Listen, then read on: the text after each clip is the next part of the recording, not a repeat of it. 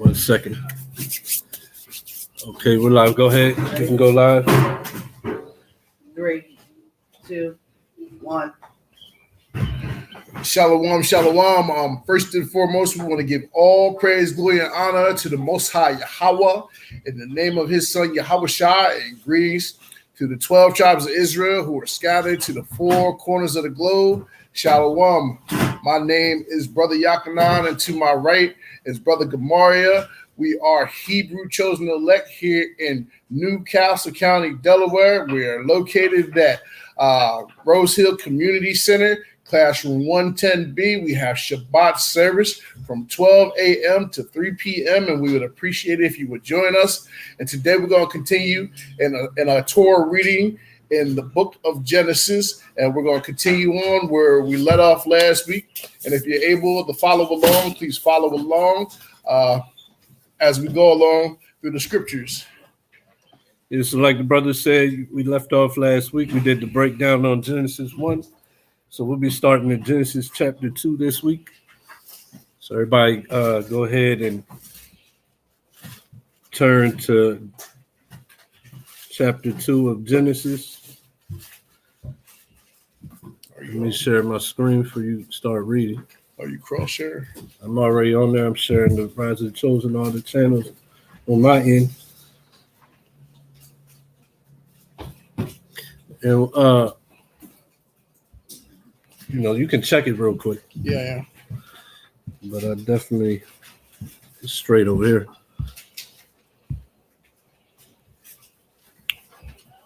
So, stage.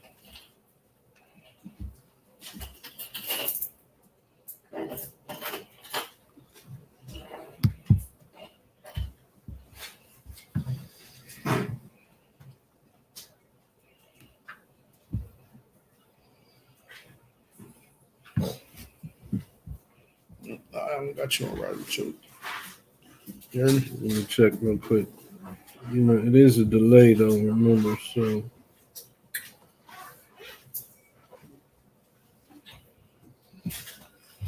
Sorry though, we got Sister Yadad on there. I shared it. Well, go to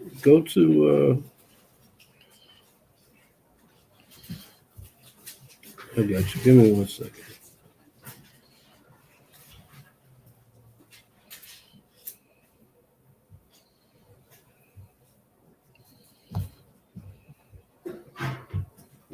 Sure. Post it. So this should be, give it a second and then check. It should be on there. All right. This feed should be on there.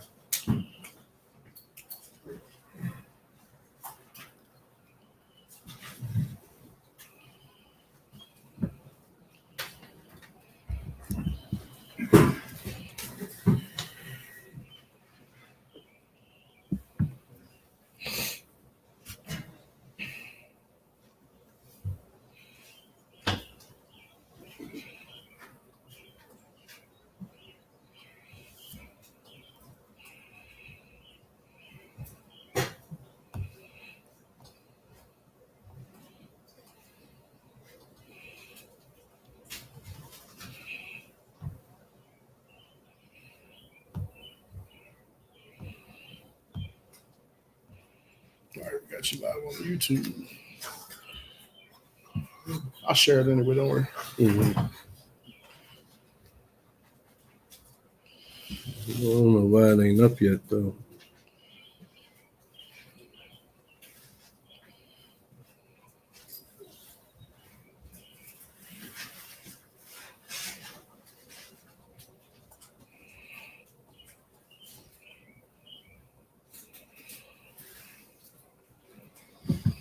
Sorry.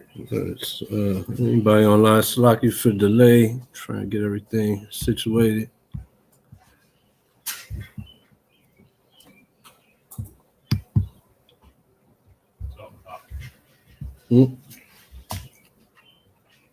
What's up? Oh, that's me. That's me.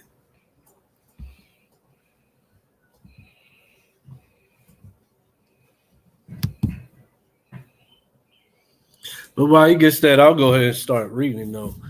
So we're at Genesis chapter 2, verse 1, and this, it's pretty much just a finishing out and recapping what we read in chapter 1. So it reads, "Thus the heavens and the earth were finished, and all the host of them." So that's the seventh day, after the sixth day. So the Most High made everything in 6 days, and then everything was finished. So, the chapter 1, this is what we were going over.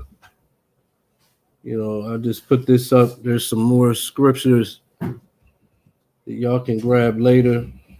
But I like this this visual that's put together. It kind of really sums up everything that we went through in terms of the earth being made. In a little saying or whatever, it says the earth is a circle, and then you got Isaiah 40:22 proves that the earth is a circle, not a ball. Made with a compass, Proverbs 8:27, you can see that. Laid upon a face, Genesis 1 and 2, which is bounded. Job 26:10 shows you that. At its ends, Job 38:13 shows you that.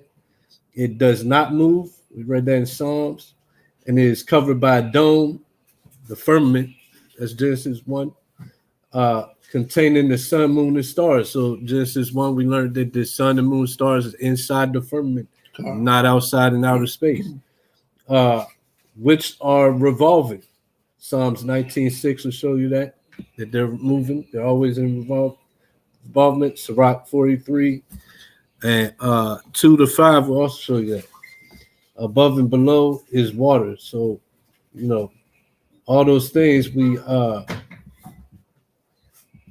read in chapter 1 last week.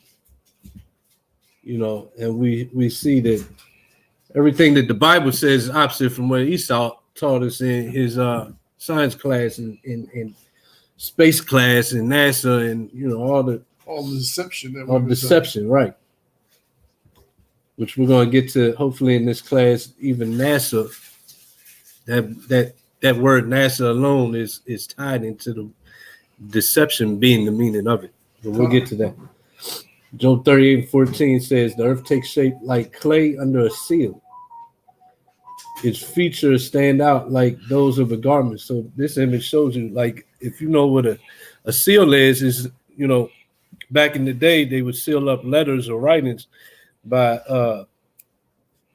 it's like some wax, but to make it, it's like drip some wax, and then they stamp it. See, kind of similar to the image that's on the screen here. So we went through that last week. And you guys can get these on your free time. Go back in the video, or if you're watching online, you can grab all these scriptures that show that the Most High, He spread out the heavens, and like a tent. So a tent has to do what? Has to be founded somewhere, kind of like this photo here. So that's what we learned last week in Genesis chapter 1. If you're ready, we can continue verse 2. Chapter 2, verse 2. The book of Genesis chapter 2, verse 2.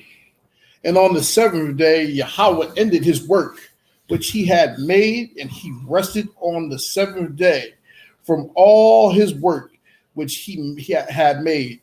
And Yahweh blessed the seventh day and sanctified it, because that in it he had rested from all his work, which Yahweh created and made." Go ahead. "These are the generations of the heavens and of the earth when they were created, in the day that Yahweh thy power made the earth and the heavens, and every plant of the field before it was in the earth, and every herb of the field before it grew. For Yahweh thy power had not caused it to rain upon the earth, and there was not a man to till the ground." So if we're reading just, the Most High, He made all these things. He didn't have to, they were already made is what they are. In the beginning, He didn't He didn't make the grass and then have the seeds in the ground and wait. He made everything. And also, you wasn't here last week, so before we go on, do you have any questions about Genesis 1 or what we just went over so far? You good? All right. Y'all good? Everybody's pretty much good? Get on. Yeah. Okay, somebody pass back these notes.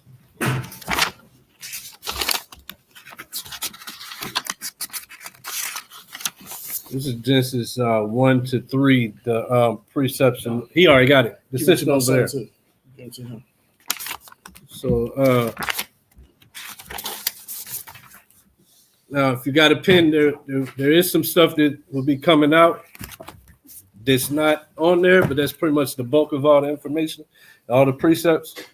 But it's going to be some. So if you're looking at your notes while class is, and you see that we putting something that's not on there, just write it down.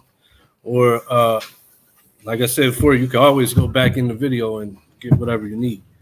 So nobody has questions. We keep going.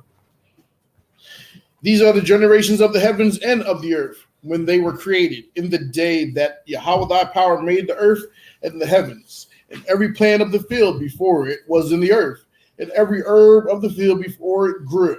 For Yahweh had not caused it to rain upon the earth, and there was not a man to till the ground. But there went up a mist from the earth, and watered the whole face of the ground. And Yahweh thy power formed a man of the dust of the ground, and breathed into his nostrils the breath of life. Okay. So read that one again. I don't want to go by this. So this is the first point we got to really dig into. So read that, verse 7. Verse 7. And Yahweh thy power formed man of the dust of the ground. So now of the ground, stop right there. So this has two different sides to the same coin. You got the literal, right? And you got the figurative. A lot of the, when it comes to allegory, you got the literal side, and then you got the figurative side. Okay, so in the literal sense, man was formed from the dust of the ground, right? Like literally from the dust of the ground. And then the Most High, he breathed in the breath of life. We went over this last week. But what society teach in terms of Adam, the first created man? Well, that's one side of it, the evolution. But what have we always been taught? What did Adam look like? See, because we got this image on the screen. And actually, we got more a little bit. These are he's Caucasian, right? He has no pigment, right? So I like this image here because you got, the Most High form of man, and he's the color of what? Dust, right? And then down a little bit more, these are all different shades of dust. So they're not all one shade, but they're all pigmented and brown. So you got light brown, and you got a little bit lighter. You got light brown, a little bit darker, all the way up to the real dark version. So we was taught that Adam, and they always put in movies and always just feeding it down your throat, that Adam was a Edomite, what we know as a so-called white man. He had no pigment. Or they got that picture that they have in the Vatican where they got their god, which really looked like Zeus, and he touching the finger of the so-called white man. I got it right here. Oh, that's a good point. It's on the cover of this Apocrypha concordance. This is in the Vatican, for anybody who doesn't know. So over in the Vatican, up on the ceiling, right? That was on the ceiling, I believe. It's this world famous painting where he painted. This is supposed to be God looking like frozen milk. And he's naked and he's touching the finger at it. He's not even breathing the breath into him. We just giving him a touch and bringing him to life. Like it's kind of got some homophobic vibes. Homosexual vibes going on. Pedophilic vibes too, because like if you look, they always got the angels, and the angels is always like little kids and stuff like that. Ain't none of them guys naked with a bunch of little naked babies. And angels is battle ready. Yeah, I mean they fought wars with men. Hey, So- y'all, pay attention. This does not I represent. expect what an y'all to angel know does. this. If I ask you about it later, I do. Like, What I just said. Well, what about these angels? What's wrong with these angels? No, what is wrong with them besides that? Ezekiel, what's wrong with these angels? They're babies and not like grown men. Okay, they're babies and they're not grown men. Mhm. They're not war ready. mm-hmm. That's what's wrong with these angels. Angels fought wars with men. Because the Most High, He's a God of what? Okay. They don't look like they ready to fight nothing. They look like they about to go. I ain't even gonna say what it looks like. So they about to go do some homosexual acts is what it looks like. So let's get a precept on that. So we're still dealing with the literal. First precept we're gonna go to is 2nd Ezra chapter 3, verse 4.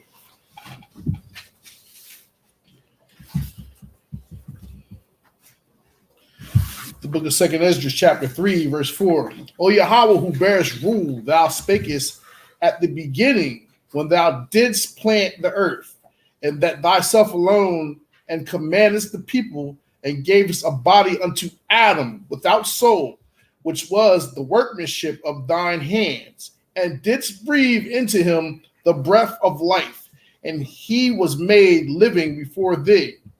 And thou leadest him into paradise, which thy right hand hath planted before ever the earth came forward.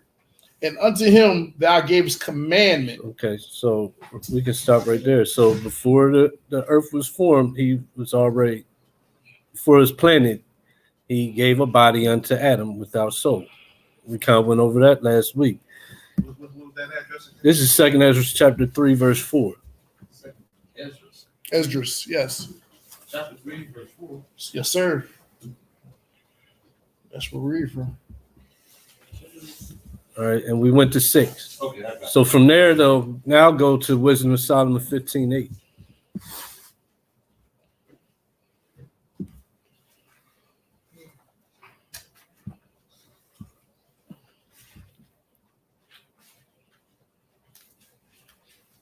What we're getting into is he made the body without soul. How did he make the body? How did he make that literal fleshly body before he gave it a soul? 15:8, sir. 15:8. Wisdom of Solomon 15:8. The book of Wisdom of Solomon, chapter 15, verse 8. And employing his labors lewdly, he maketh a vain god of the same clay. Out of what? Out of the same clay. So this is kind of like, this is how you get clay, dirt and water. This is what this kind of photo is. You know, if you was to make a man out of clay, it kind of looked like that. Ain't got his features and all that. It's just, you know, it's shell of a man, right? Go ahead. Even he, which a little before was made of earth himself. See that? So this is talking about somebody that's making idols. He makes an idol out of the clay that even before he was made of that same earth. All right, go ahead. And within a little while after returning to the same, out of when his life which was lent him shall be demanded. All right, drop that. Go to Job 4:19. So man was made out of earth. We're seeing. So yeah, literally Adam and all the other peoples that were made, they were made out of water. They were made out of earth. And then he breathed breath into them. They became living. And then we also read and we went through the precepts and saw that he did that on a literal sense with everybody. But then he chose Adam and gave him that spiritual, that the Holy Spirit. That breath. Yeah, he did all the same things that he literally did in creating people. Then he created one like unto himself. That's what we read last week. We went through those precepts. The book of Job, chapter 4, verse 19. How much less is them that dwell in houses of clay, whose foundation is in the dust, which are crushed before the moth. They are destroyed from morning. That's good. So that's another one to show that we dwell in houses of clay. Our soul and spirit is like literally the way we dwell in this building right now, or go home and dwell in the house, our soul and spirit is dwelling inside of a house. Con. But that's why when we leave it, this house just becomes cold, and then it starts to erode away back to the dirt that it came from. Con. You know, essentially, our spirit is holding all this together. If you really think about it, right? Yep. That's why, like, the spirit is the breath of that wisdom that keeps you functioning and keeps this clay and this water alive and circulating through your body. like when you die, why does it? You just become cold. But all the time you're living, you're at that. What's that? The normal temp, like 98.9. 98.9. You just always at 98.9. But when you die, now your body just becomes cold because that's what's living inside you, the spirit. But okay, from there, 13:12, same book. The book of Job, chapter 13, verse 12. Your remembrances are like unto ashes, your bodies to bodies of clay. Hold your peace. And that was good. Bodies to bodies of clay. Just reiterate. Ecclesiastes 12:7.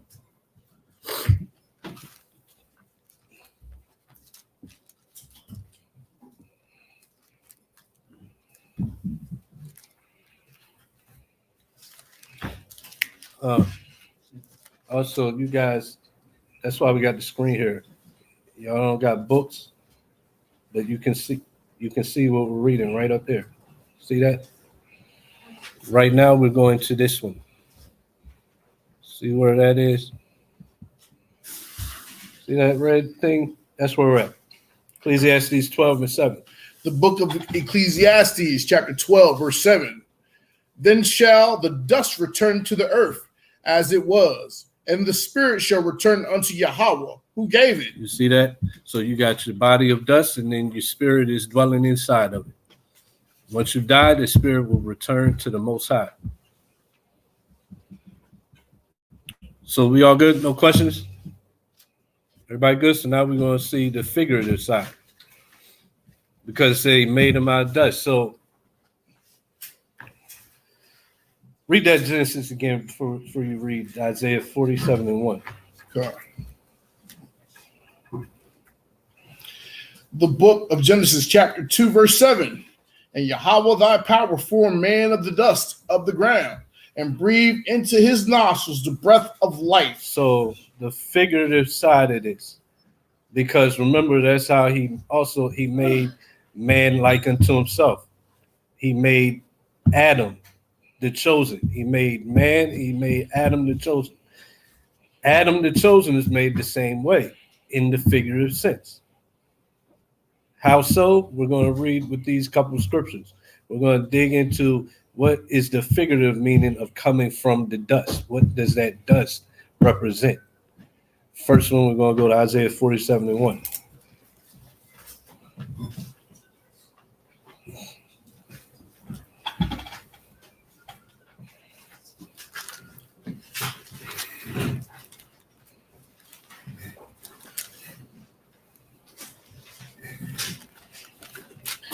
The book of Isaiah 47:1. Come down and sit in the dust, O virgin daughter of Babylon. Mm-hmm. Sit on the ground. There is no throne, O daughter of the Chaldeans. For thou shalt no more be called tender and delicate. Okay, stop right there. So what's this talking about? This is future prophecy talking about the daughter of Babylon being brought down to the dust, meaning what? Who knows what that means? Son. Who knows what that means? That the virgin daughter being brought down to come down to sit in the dust. It's talking about a man. Right, No, but what does it mean? mean? To be brought down to sit in the dust. It's the destruction of it. But I'll give it to you, to be brought to a low estate. To come down with the rest of them. You're no longer on high. You're no longer in rulership. Now you down sitting in the dust like the rest of us. So before Adam was chosen, he was with the dust, with the rest of all the people that was made. See that? Get Wisdom of Solomon 10 and verse 1.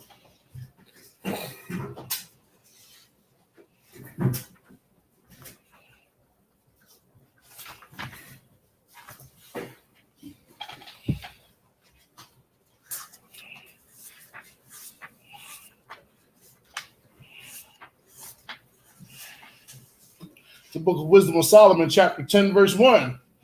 She preserved the firstborn father of the world that was created alone and brought him out of his fall and gave him power to rule all things and gave him power and Slakia. But when the unrighteous went away from her in his anger, that's good. That's good. So that brought him out of his fall, meaning while he was down with the rest of creations, right? And then gave him power. He was given power to rule all things by what? By getting that breath of life, by getting the wisdom, knowledge, understanding, the spirit of the Most High, being given dominion, all those things that Israel was given. Before Israel, you had Adam. In the same way Israel came out of regular man, Adam came out of regular man and people. See that? Genesis chapter 2, and the breath and breathed into his nostrils. The book of Genesis chapter 2, verse 7. And Yahweh formed man of the dust of the ground and breathed into his nostrils the breath of life, and man became a living soul. So stop right there. Now go to Wisdom Solomon 7:22. And I believe we went over this last week, but the first part of this chapter is kind of a recap. The book of Wisdom of Solomon, chapter 7, verse 22. Is everybody there? Yeah. We're going to go down to 28. Okay. The book of Wisdom of Solomon, chapter 7, verse 22. For wisdom, which is the worker of all things, taught me. For in her is an understanding spirit, holy, one only, manifold, subtle, lively, clear, undefiled, plain, not subject to hurt, loving the thing that is good, quick, which cannot be letted, ready to do good. Ready to do good. Go ahead. Kind to man, steadfast, sure, free from care, having all power, overseeing all things, and going through That's all important too, understanding. having all power. Go ahead. Pure and most subtle spirits. For wisdom is more moving than any motion. She passeth and goeth through all things by reason of her pureness. For she is the breath of the power of Yahweh, and a pure influence flowing from the glory of the Almighty. Therefore can no defiled thing fall into her. For she is the brightness of the everlasting light, the unspotted mirror of the power of Yahweh, and the image of his goodness. So Adam was made by being given the wisdom and given power. Wisdom has all power. He was given power. He was given wisdom, and he became the image of the Most High. Go ahead.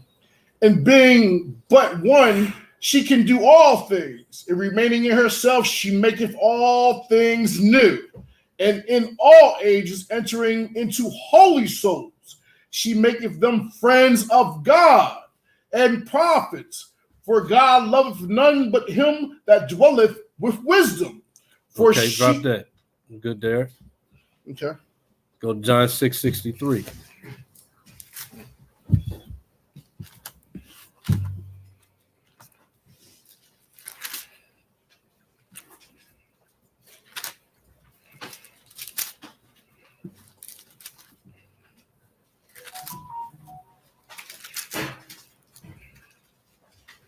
The book of John 6:63. It is the spirit that quickeneth. The flesh profited nothing. The words that I speak unto you, they are spirit and they are life. So what's that mean? What's that mean? Who knows what that means? Because we're talking about Adam being separated from the other people that was also made. So what's that mean? Adam was given what? Commandments. The commandments, the word, right? Because they are spirit and they are life. So that's how a living person became a living soul. He was already living, but Esau teaches that he made man, boom, made him living. Don't even know that it was a whole bunch of men and teachers that lie because they don't know they wasn't given the word. But in these times, he gave us the word, and now we know. Now we able to go through this and teach it to those that don't. He was made a living person, was made living in this, the real sense, not the carnal, the way we see things. This is people. It also, one? it also shows that he was given the law too.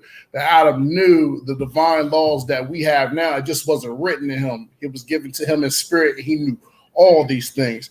And we're going to prove that with the book of Romans chapter 7, verse 14. And it says that, for we know that the law is spiritual, but I am carnal, sold under sin.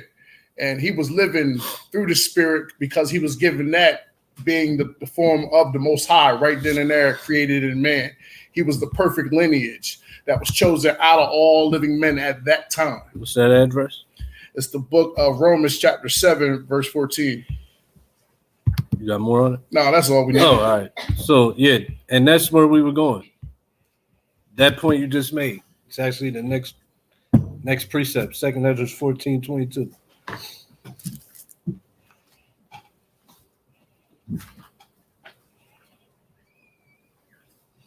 Second Ezra 14:22. This is the prophet Ezra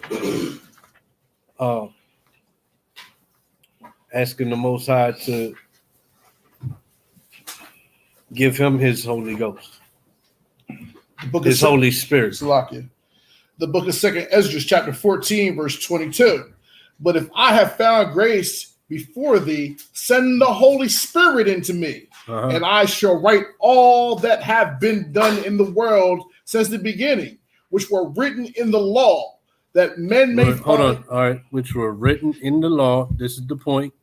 Go ahead. That were written in the law, that men may find thy path, that they which will live in the latter days may live. So they that will live in the latter days may live by what? By the Most High's law. So Adam was given the Most High's word, commandments, law, spirit. Did I forget one? Yeah. Judgments. Just go down the list. What you got? Well, it also shows that the law is the Holy Spirit. Right. The law is the word. The law is the Holy Spirit. If you ain't got nothing else, Baruch 4. You got, because I see you going somewhere. You got No, I ain't got it. Baruch 4:1.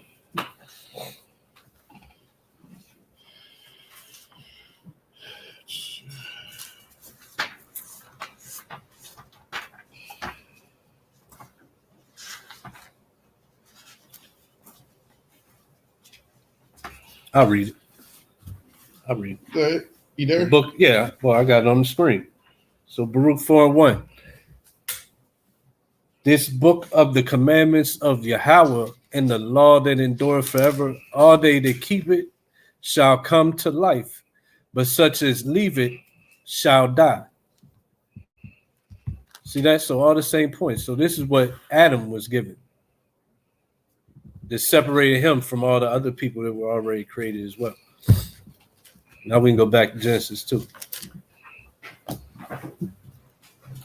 Verse 8.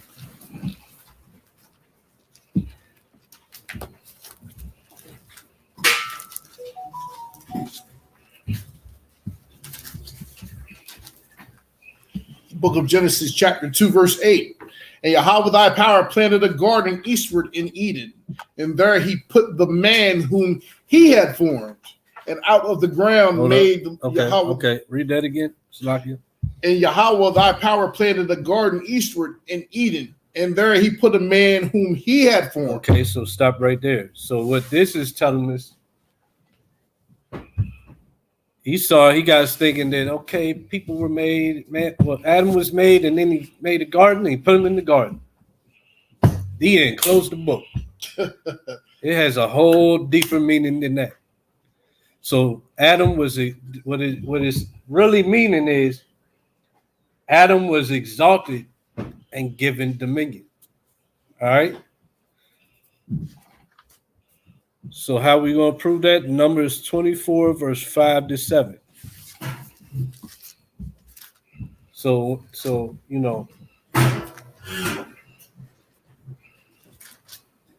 You can't read Genesis just, especially the first few chapters, just surface level. You got to really, like the scriptures say, precept upon precept, line upon line, here a little, there a little. Yeah, you have to really go into that. You have to really eat the whole roll to get the understanding of the first pages of the roll. And for you to get the proper understanding, anybody who's just coming into this, you got to make sure that you're beginning to discover who you are and discover that you have to be keeping these laws, because once you start keeping these laws, more is going to be revealed unto you. You know what I mean? And that's the point of fellowship too. People are going to reveal things unto you that you didn't know. We're going to reveal things onto each other. And I'm going to discover things from you that I didn't know that you're going to be able to bring out to me. You know what I mean? And that's the importance of us sharpening the iron together too as well. Kind of praise. That's a fact. And scripture says, he that will get understanding keeps the commandments. Psalms 111, verse 10. The book of Numbers, chapter 24. And none of us knew that until somebody told us either. I can't say that I had already read myself and knew it. He can't say, nobody here can even say they knew that to get understanding, they had to keep the commandments until somebody taught us that. And proved it. Went to that. Well, you would believe that Adam was living lawless if you was going into the Christian church. You will believe that Adam, him and Eve was the first people, which will make that his sister, and that he had sex with his sister, let alone that his children had sex with their sisters, and then that's how they blossom and flourish. And that's what they teach. That's lawlessness. Exactly. Well, it don't make sense. It don't make sense. Take a whole bunch of incest to even populate. Yeah, what they don't teach you was that it was already men here before Adam, if you read in the first chapter. And then Adam, like we said, he was the man that the Most High took and breathed the breath of life in. You know what I mean? That's why I said before that when we read that it was no man to put things in order. There was no man to till the ground. That's what that meant.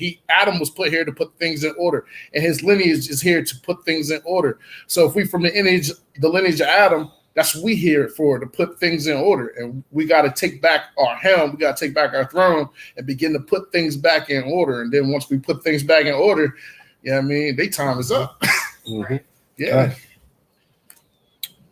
Where we at? We have verse 5. Book of Numbers, chapter 24, verse 5. Let's go to 7. How goodly are thy tents, O Jacob, and thy tabernacles, O Israel. As the valleys are, they are spread forth as gardens by the riverside, as the trees of lying aloes. There's that gardens. So Jacob's tents, who's then basically, there was Adam, now there's who? Jacob. The rulers of the world, like you was just saying, is supposed to be us, the descendants of Jacob. It says his valleys and tents are his gardens by the riverside. What's the value of being by the riverside? You're near the source of water. What's the real source of water? The Most High is wisdom. See that? So everybody follow? We're talking about Adam and him, basically the meaning of being placed in that garden. The true meaning behind it. Gardens by the riverside. Go ahead. As the valleys are, they spread forth as gardens by the riverside, as the trees of lying aloes, which Yahweh hath planted, and as cedar trees beside the waters. So these represent really, really well-watered trees that are very, very strong as well. Cedar wood is one of the most strongest woods on the planet. You know what I mean? Anything built out of the cedar is going to be built to last. And this represents well-watered trees that are by the water. Yeah. So anybody that's keeping the laws is going to be well-watered trees, and they're going to be able to be sustained by keeping heed to these words and going back to this living word, which is the water. So we got to go back and be cleansed by this water. That's why it says, wherewithal shall a young man cleanse his ways by taking heed unto thy word. So that's what we got to do. We got to go back and take heed unto this word and begin to take a real baptism in this water, because that's what it represents right there. Precept on that. Go ahead. I think we're going there later, but I want to go there now. So let's go to Psalms 1:1-3. 1 verse 1 to 3. You said 101? Psalms, no, 1 verse 1 down to 3. Psalms 1. Chapter 1. Oh, my bad. Mhm.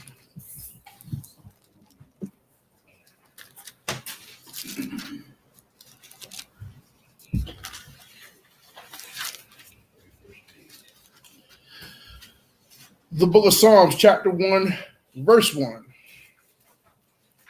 Blessed is the man that walketh not in the counsel of the ungodly, nor standeth in the way of sinners, nor sitteth in the seat of the scornful. But his delight is in the law of Yahweh, and in his law doth he meditate day and night. Go ahead. And that's what Adam was given. Go ahead. And he shall be like a tree planted by the rivers of water, So he was in the garden planted like the tree by rivers of water. Go ahead. that bringeth forth his fruit in his season. So when you're planted by the rivers of water, you always bring forth fruit. Go ahead. His leaf also shall not wither, and whatsoever he doth shall prosper. So when you keep the commandments, you are given life. When you keep the commandments, everything you do is prosperous. This was Adam. Go ahead. We can go back. Hold up, let's read the next verse. Go ahead, then. Verse 4. The ungodly are not so, but are like the chaff which the wind driveth away. Therefore the ungodly shall not stand in the judgment, nor sinners in the congregation of the righteous.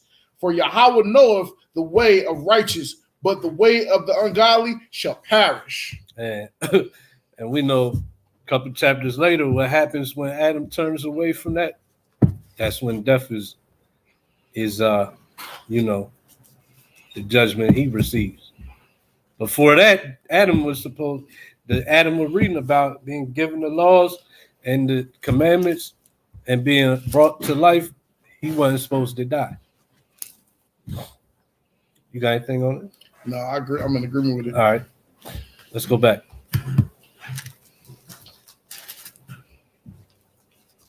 So back to Numbers. Oh, shoot, my bad. Back to Numbers. You left off, you read verse 6. You was at as trees. You read as gardens by the riverside.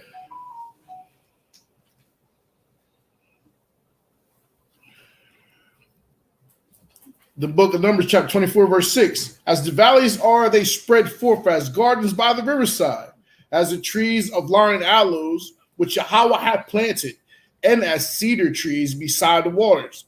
He shall pour the water out of his buckets, and his seed shall be in many waters, and his king shall be higher than Agag, and his kingdom shall be exalted. And his what? His kingdom shall be exalted. So when the Most High put Adam in the garden, that was him being given the kingdom, being exalted above everybody else. See that? Back to Genesis, verse 9.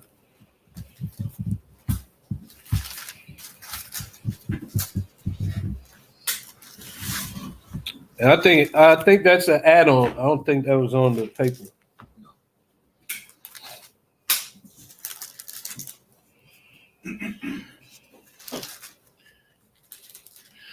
The book of Genesis, chapter 2, verse 9. And out of the ground made Yahweh thy power to grow every tree that is pleasant to the sight and good for food. Stop right there. We got to get some precepts on that. Because we're going to find that, trees represent men, trees represent doctrines, trees represent a whole lot of stuff. First verse, go to Mark 8:22.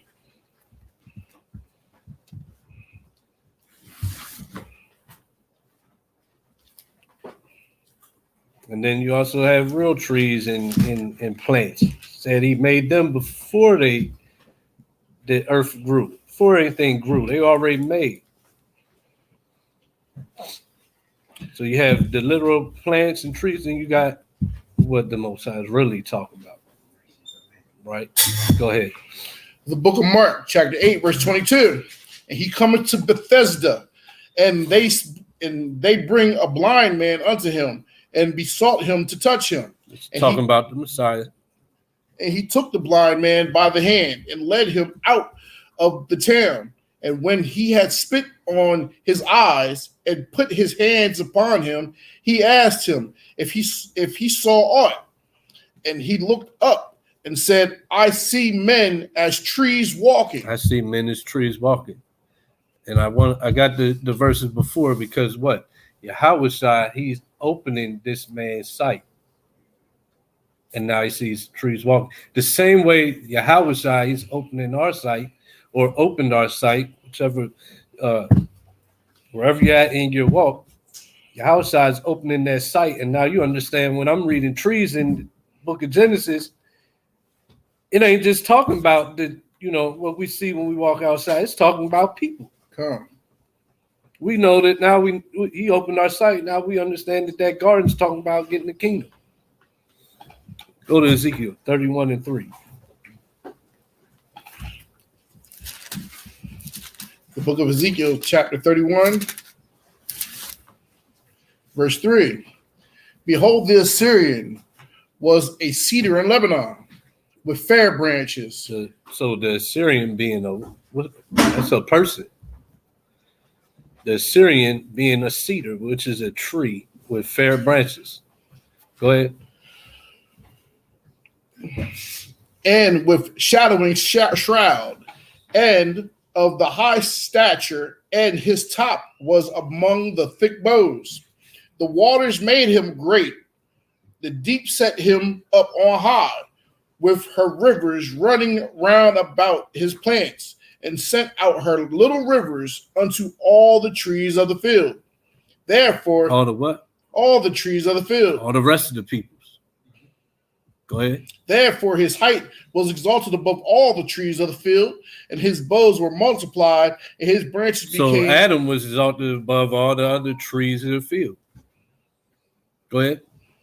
Therefore, his height was exalted above all the trees of the field, and his boughs were multiplied, and his branches became long because of the multitude of waters when he shot forth.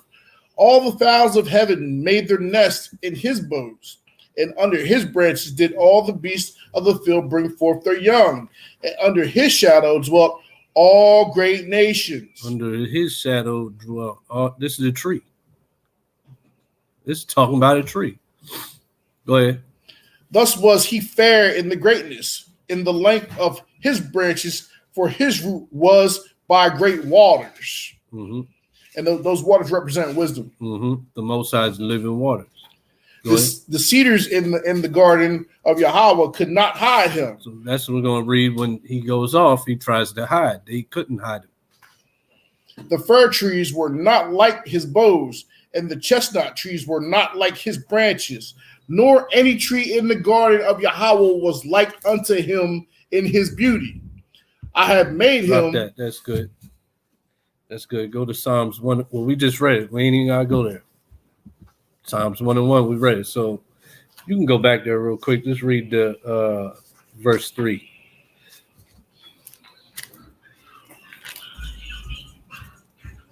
I'll read it. You go to Isaiah 49 and 23. So, we read in verse 3 with Psalms 1. And he shall be like a tree planted by the rivers of water, talking about a man that's about the Most High's law and his business. Shall be like a tree planted by the water, which bringeth forth his fruit in season. His leaf also shall not wither, and whatsoever he doeth shall prosper. Next point. Read Genesis. Read that Genesis again. Chapter 9. Verse 9. Mm-hmm. So we got the tree aspect now, right? It's another part of this verse I want to delve into. Go ahead. And out of the ground made Yahweh thy power to grow every tree that is in the pleasant in Salaka, that is in pleasant to the sight, mm-hmm. and good for food. And good for food. How would other trees that are men? How are men trees that are good for food? Like, what does that mean? If it's not just talking about actual trees you eat from, how is men being trees good for food? First, Isaiah 49:23.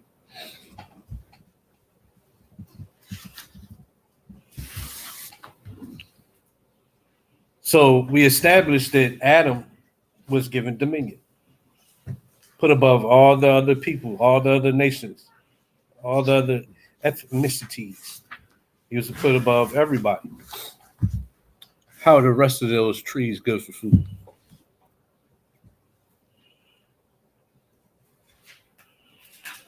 Isaiah, good Isaiah? Yeah. 49, verse 3. 23. It's not it.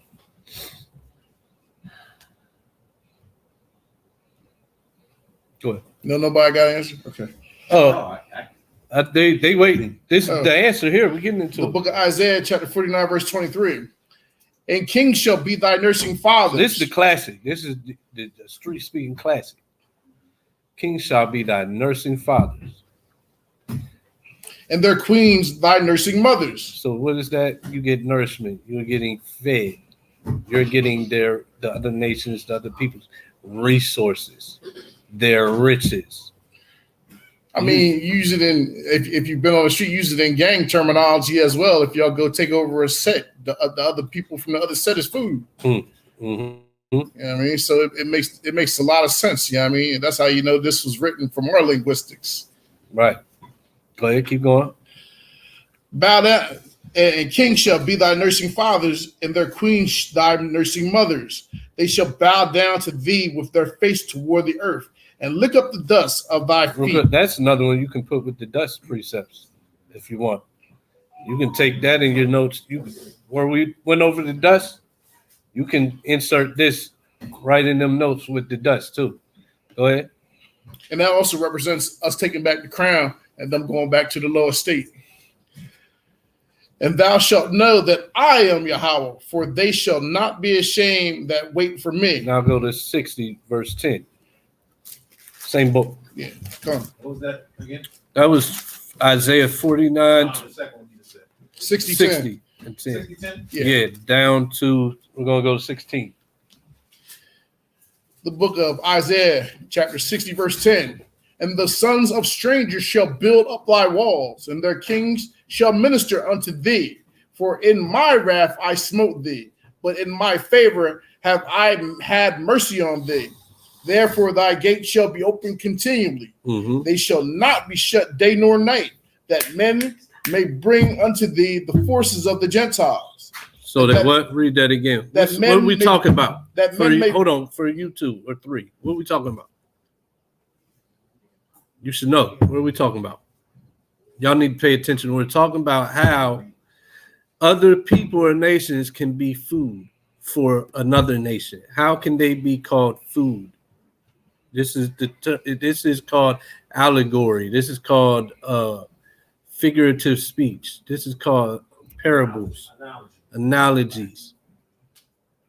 Pay attention. So we're reading. Shalom, y'all. So we're reading how can other people be food to another person, king, or people. They can be food because, they have spoils that they bring to you. The same way you pay taxes, tribute, you're receiving that tribute. They are your food to you, good for food, because your whole substance is, you ain't got to do much work. You are provided for from the people that are underneath of you. we have been food for Esau. We've been food for Esau. We've been good food. Even when he hates us, no, y'all can't leave though. Like, why was it a problem for Marcus Garvey to be trying to get not even take over, just to leave? Now y'all can't leave either though. So, because y'all are good for food. Same thing with Pharaoh.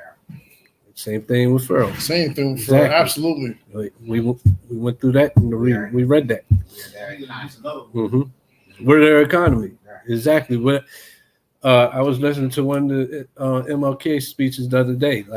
And even back then, he said the amount of money that if you put all the black people's money together, it's like billions or 30. So it was something crazy. He said if we all stop giving that money and spend that money, their economy would fall. That was the speech the day before he died, on the mountaintop speech. So yeah, we're their economy. They might hate your guts, but try to leave and hold. Like, let's stop supporting their economy. Oh, hold up. Oh no, y'all can't do that. Where do you think you're going? Get your ass back in get a mop and bucket and go clean that bathroom. Go get you a tool belt. Go build that house. And don't stop celebrating these holidays that are generating money. Well, listen, you better celebrate my holidays. But see, Because that's God wants, I want God to stay mad at you. You better celebrate that. Go ahead. That's something else that represents a tree too. We celebrating all these different wicked holidays, and they all represent being under different false gods. You know what I mean? And that's a way that the Most High said that we have played the whore as Israel. You know what I mean? And under each different tree, we've done this. Back to verse 11. So what are we talking about again? What are we talking about? Trees and food. The youngin. What are we talking about? Well, we're explaining how one set of people can be food for another set of people. And yeah, people being trees. So yeah, back verse 11. This is how. The book of Isaiah, chapter 60, verse 11. Therefore, thy gates shall be open continually. They shall not be shut day nor night, that men may bring unto thee the forces of the Gentiles, and that their kings may be brought. For the nation and kingdom that will not serve thee shall perish. Yea, those nations shall be utterly wasted. Go ahead. The glory of Lebanon shall come unto thee, the fir tree, the pine tree, and the box together. So these are all the different trees. All these different trees bring their glory to you. So Adam was that tall tree. Esau, all the other trees is good for food. This is how they're good for food. Go ahead. We also see where the Palestinians are not trying to be food for those other people. Yeah, we see that. We see that in the world we live in. Turn on the news. They ain't trying to be that food no more. Go ahead. The glory of Lebanon shall come unto thee, the fir tree, the pine tree, and the box together, to beautify the place of my sanctuary, and I will make the place of my feet glorious. Keep going. The sons also of them that afflicted thee shall come bending unto thee, and all they that despise thee shall bow themselves down at the soles of thy feet, and they shall call thee the city of Yahweh, the Zion of the Holy One of Israel. Go ahead. Whereas thou hast been forsaken and hated, so that no man went through thee, I will make thee an external excellency, a joy of many generations. Thou shalt also suck the milk of the Gentiles. So all the milk is all their what? All their resources. All that little bit that you made $10, 30's coming this way. I mean, so I get three. You made 100, 30's coming this way. You made 10, 3. You got bring that tribute now. You're gonna be selling. I own all this. Go ahead. And shall suck. Thou shalt also suck the milk of the Gentiles, and shall suck the breasts of kings. And thou shalt know that I am Yahweh, am thy Savior and thy Redeemer, the mighty one of Jacob. We dropped that. Go back. So again, verse 9 of Genesis.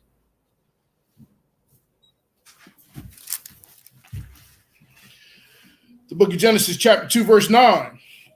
And out of the ground made thee Yahweh to grow every tree that is pleasant to the sight and good for food.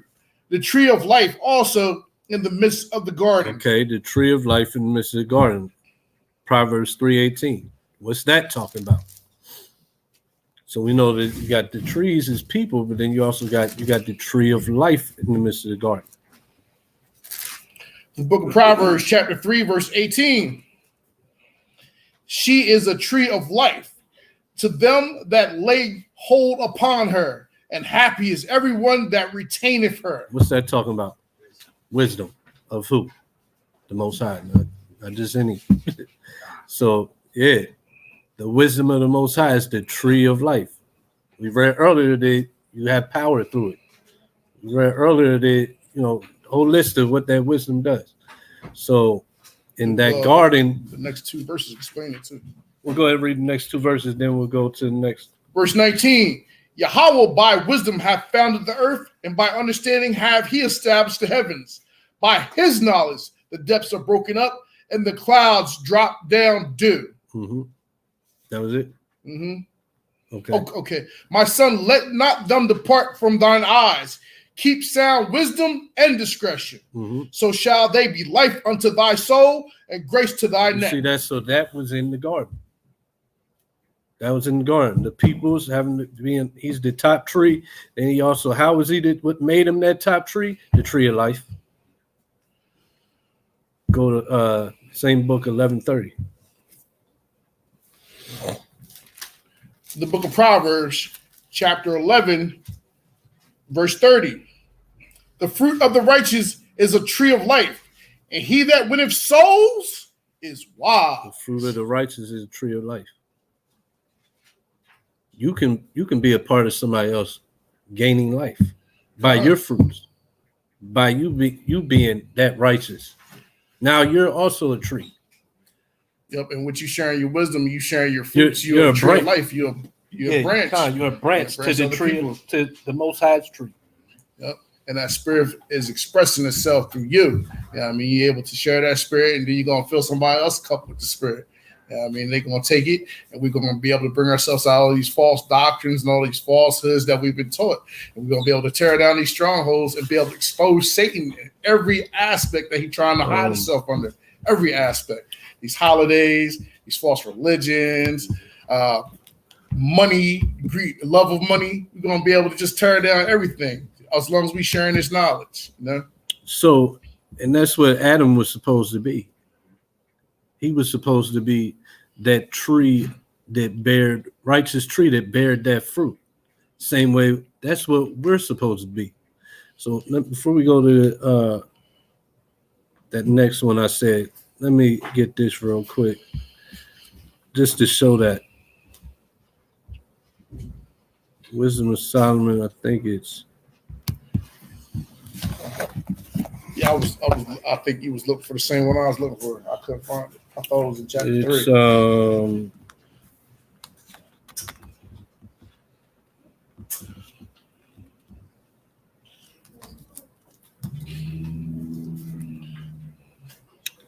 It's 18:4.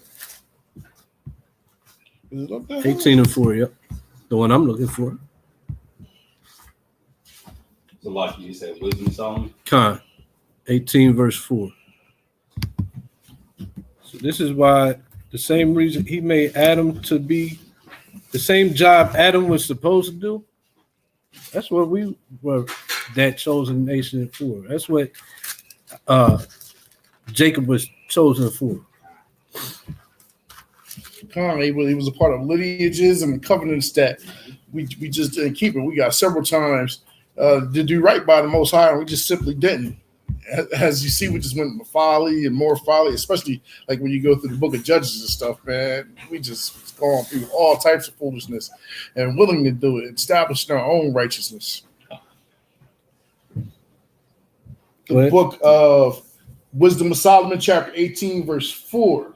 For they were worthy to be deprived of light and imprisoned in talking darkness. about the Egyptians. Go ahead. Who had kept thy sons shut up by Thy whom? sons who?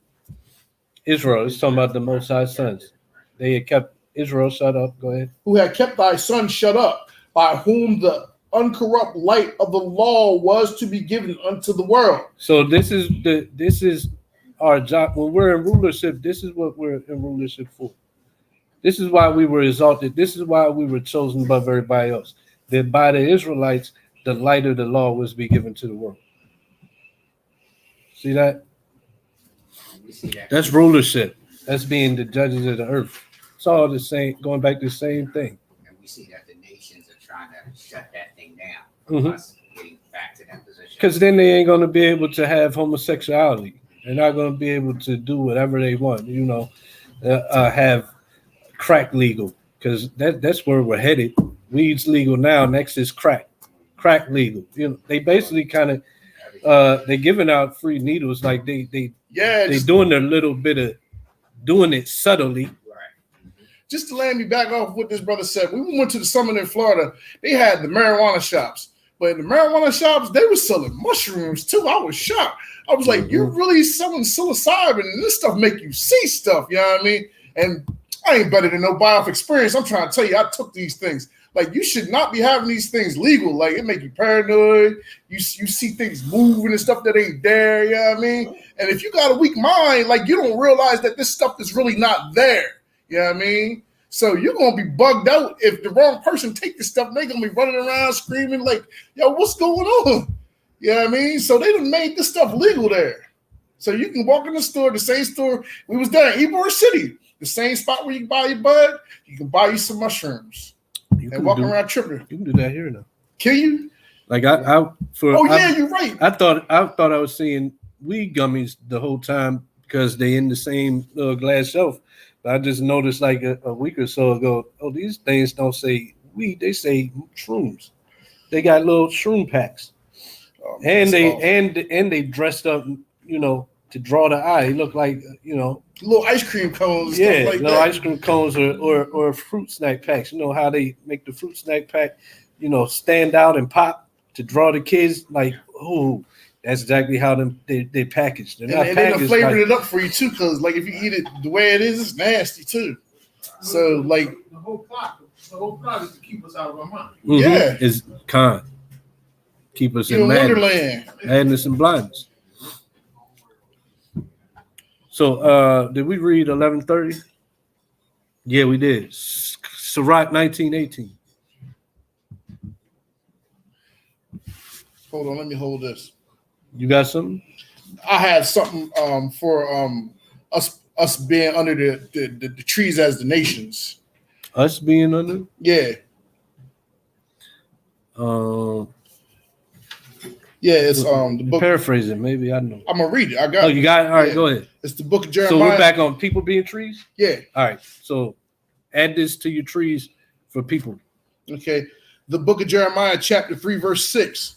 The Lord said also unto me in the days of Josiah the king, hast thou seen that which backsliding Israel has done? She is gone up under every high mountain and under every green tree, and there have played the harlot. And I said, after she had done all these things. Hold that. We'll get that for your knowledge and good and evil. All right, go to Sirach.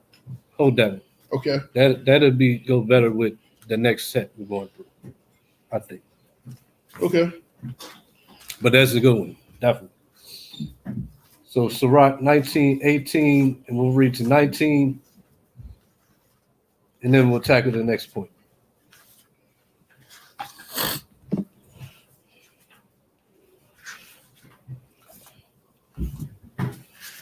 The book of Sirach, chapter 19, verse 18. The fear of Yahweh is the first step to be accepted of him, and wisdom obtaineth his love. The knowledge of the commandments of Yahweh is the doctrine of life. And they that do things that please him shall receive the fruit of the tree of immortality. The fruit of the tree of life. That was in the garden. All Adam had to do was to keep being obedient to the Most High's commandments and laws. And he'd been on top of the world, on top of the nations forever. But that wasn't the Most High's will. So, that didn't happen. Let's go back to Genesis. You want to hold this? Where you at? We're going to get to that. Okay. Now we're about to tackle the next point, though. I'll just I'll read it. So chapter 2, and what was that? Verse 9? 10. So the tree of life also in the midst of the garden. So we tackled that. And the tree of knowledge of good and evil. So what does that mean? So we know what the tree of life is. So what's the tree of knowledge of good and evil? Is it a fruit tree? Nah. But anybody want to take a stab at it before we get to scriptures, or we can just go straight to it? It is having the knowledge, the rebellious knowledge and nature of the other nations, gracious of the better the Most High. Well, something like that. The tree of knowledge is good. So the law teaches us what? Good and evil. Right. The tree of knowledge of good and evil is to do that good and evil, to take part in it, to eat of the tree of the tree of knowledge of good and evil is to take part in the sins and the evil. I got it. So that Because you can still have the appearance of being righteous. You can still do good. What do our people love to do? I do a little bit good. That bad, it ain't gonna matter so much. Nobody gotta know it. You know, the pastor, I look holy. I teach against homosexuality. I teach against doing drugs or selling drugs. But don't nobody know when the congregation ain't here, when I'm alone at home, I get up and get in my car and I go do what? Get up with one of the little boys from congregation, or go hit up the drug block and cop me a little something. Nobody know it, but I'm going to show up in front of my people in my congregation, and I'm going to lead them as if I'm a righteous man. Well, on top of that, he's doing openly eating pork and shellfish in front of him, eating that red lobster, the thing to do, Mhm. or living lavish, driving through the block in the Bentley and stuff, and everybody living in the lower state.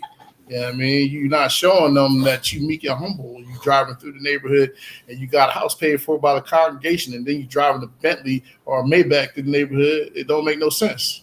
with Con, when you read Ecclesiastic, just 19:19, if you read 20, then 20 confirms what we're reading. Yeah, because see, we're thinking about, in our fleshly mind, we're thinking about two trees. It's not two trees. We got to get out of that. Right. It's not two trees. You got the tree of life that's being obedient. Then you got the tree of good and evil. It's not being obedient. But, how's it also good and evil? Because sometimes you're doing good, sometimes you ain't. You're double-minded. You're doing, like I said, I can do a little bit good, but a little bit bad. Nobody know about it. It's cool. I can still, I'm mostly good. No. What Christ said, he said, you either be cold or warm. I mean, cold or hot. Lukewarm, you're cold. You're cold. You're not as cold as them, but you're still counted as cold to me because you're supposed to be hot. You're either hot or not. That's basically what we're reading in Genesis. The book of Sirach, chapter 17 and 1. 19 and 20. I might be going there. Let me check before you go there. All right, go ahead, bring it out. Then 17. The fear of Yahweh is all wisdom, and in all wisdom is the performance of the law, and the knowledge of his impotency. If a servant say to his master, I will not do as it pleaseth thee, thou afterward he do it he angereth him that nourisheth him. No, that's a good one, though. I like that. So, that's right, 1920. Let me get there and then read it again. You want that 1920? That was the one you just read. Yeah. I'm about to grab it on the screen, though. Okay. I want to grab it on the screen for everybody. You were talking about what is good and evil. And good is not. Right. It's the performance, like you said, performing the laws. See, like the carnal mind just wants to be tree of life and tree of evil. That good and evil part would throw you off. You're like, good and evil. What says good? Yeah, well, you're doing a little bit of good, but you still doing evil. Most High counts that as what? Wickedness. Evil. It's wickedness. Like, it's the dope dealer. You sitting here and you selling dope all year round, but you're going to come on Thanksgiving, which is evil, and then you're going to pass out turkey. Like you're doing something for the neighborhood. You're wicked. You turn down the neighborhood, and then you celebrate a wicked holiday. You celebrate the destruction of our Native American brothers, and you're going to sit out here and pass some turkey. You wicked as hell. Yeah. You ain't going to be counted as good. You being counted as good in the eyes of men. Yeah, but in the eyes of the Most High, you're not being counted as good. High craft. Yeah. Go ahead. Where we at? 20. The fear of Yahweh is all wisdom, and in all wisdom is the performance of the law and the knowledge of his omnipotency. If a servant say to his master, I will not do as it pleaseth thee, though afterward he do it, he angereth him that nourisheth him. See that? You still was off. Now you did it, but go ahead, read. The knowledge of wickedness is not wisdom. So there's no knowledge of the knowledge of wickedness. Neither in order to partake in it in any form. Go ahead. Neither at any time the counsel of sinners prudence. There is a wickedness and the same an abomination, and there is a fool wanting in wisdom. He that have a small understanding and fear of Yahweh is better than one that have much wisdom and transgresseth the law of the Most High. So good and evil not have much wisdom, but be a transgressor. That guy that didn't have much understanding, but feared the Most High, he's eating of the tree of life. So that was a good precept. I like that. Just to let me back off the precept right there. Like, you might go to jail. You might know somebody that know every book in the Bible. You know every precept and everything, but you're not going to be keeping these laws. I mean, all of us know somebody come out of jail. I've been this person before. I came out of jail. I knew where to go. I knew the precepts, but you wasn't practicing it. But you knew this book. You know what I mean? And you'll boast about it. Yeah. I read those books. I read that. Yep. Yeah, I know about that. I was locked down. We went over this. You got light though? And came out and they practiced. Yep. Came back out blowing L's.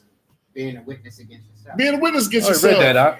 Being of no value to yourself. I know we the Jews. I know that out. So now what you gonna do? I know that. But yo, check it though. Check it, man. Got this Quran though. Yeah, that too. I got this Quran though. I read that. This talking about the same thing, man. It just goes a little deeper. Okay. Okay. Okay. All right. You need a little patience, I see. We gotta be patient with you. So it's same book. Go to 17. What chapter? Verse 1. Verse 1. The book of Sirach, chapter 17, verse 1. Yahweh created man of the earth and turned him into it again. He gave them few days and a short time and power also over the things therein. He endued them with strength by themselves and made them according to his image and put the fear of man upon all flesh and gave him dominion over beast and fowl. That's talking about that chosen Adam. He did all these things, right? Go ahead. They received the use of the 5 operations of Yahweh. And then even as people on earth, he put people above everything else. Then he put Adam above those people. So everybody got these things that we're about to read. Go ahead. And in the 6th place, 5 operations. And in the 6th place, he imparted them understanding. And in the 7th speech, an interpreter of the cognitions thereof. So that's what everybody received. You know, you're living. So like the cogitations of thereof. Yeah. Go ahead. Counsel and a tongue and eyes, ears and a heart gave he them to understand. See, this is what everybody got. Adam got the laws of the Most High. Though. Adam got the discernment, the discipline, the right way. He had the right way, all those things. But everybody got this. Got the counsel. This is the knowledge of good and evil. How did Adam and Eve go off? Well, we're going to get to that, whether that was a snake or not. Because every being made had counsel, a tongue. They could talk. They had eyes, could see. That's just man in general, right? And not just the literal tongue either, a figurative tongue there. He gave everybody their own tangible language, and he gave them their own eyes so they could have understanding of the language that they had too. So that shows you that people speaking in tongues and nobody understanding that was false. He never gave man that. He gave man a tangible tongue right here because it said that he gave it to them to understand. Keep going. Withal, he filled them with the knowledge of understanding and showed them good and evil. The knowledge. So we were talking about why are we here? We're talking about the tree of the knowledge of good and evil. Go ahead. He set his eye upon their hearts, that he might show them the greatness of his works.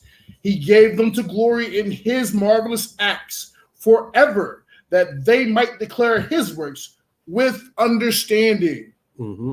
And the elect shall praise his holy name. Besides this, he gave them knowledge and the law of life for a You see heritage. that Adam becoming the chosen and the elect. The Adam that Israel is the lineage of, that's that elect seed line, right? Given the law of life for a heritage. That's what the first Adam was given, that law of life, the tree of life, the rivers of living water, all those things. Go ahead. He made an everlasting covenant with them and showed them his judgments. Their eyes saw the majesty of his glory, and their ears heard his glorious voice. And he said unto them, beware of all unrighteousness. And he gave every man commandment concerning his neighbor. Drop that. Matthew 7:13.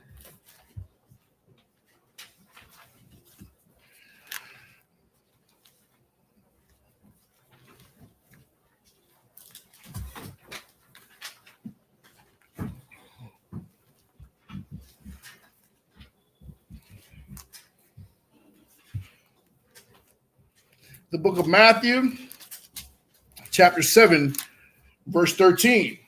Enter ye into the straight gate, for wide is the gate and broad is the way that leadeth to destruction. So the straight gate, that's the tree of life. The wide gate, that's the knowledge of good and evil. Same thing. Go ahead. And many there be which go in thereat, because straight is the gate and narrow is the way which leadeth unto life, and few there be that find it. So in the garden was the tree of life and also the tree of knowledge, good and evil. There was the straight gate in the garden, and there was the wide gate in the garden. Go ahead. Beware of false prophets which come to you in sheep's clothing, but inwardly they are ravening wolves. That's another good point. So that tree of knowledge and good and evil, how does it draw you? It deceives your sight. It like the same as a false prophet comes. The false prophet deceives you because he looks like a sheep. He don't look like a ravening wolf.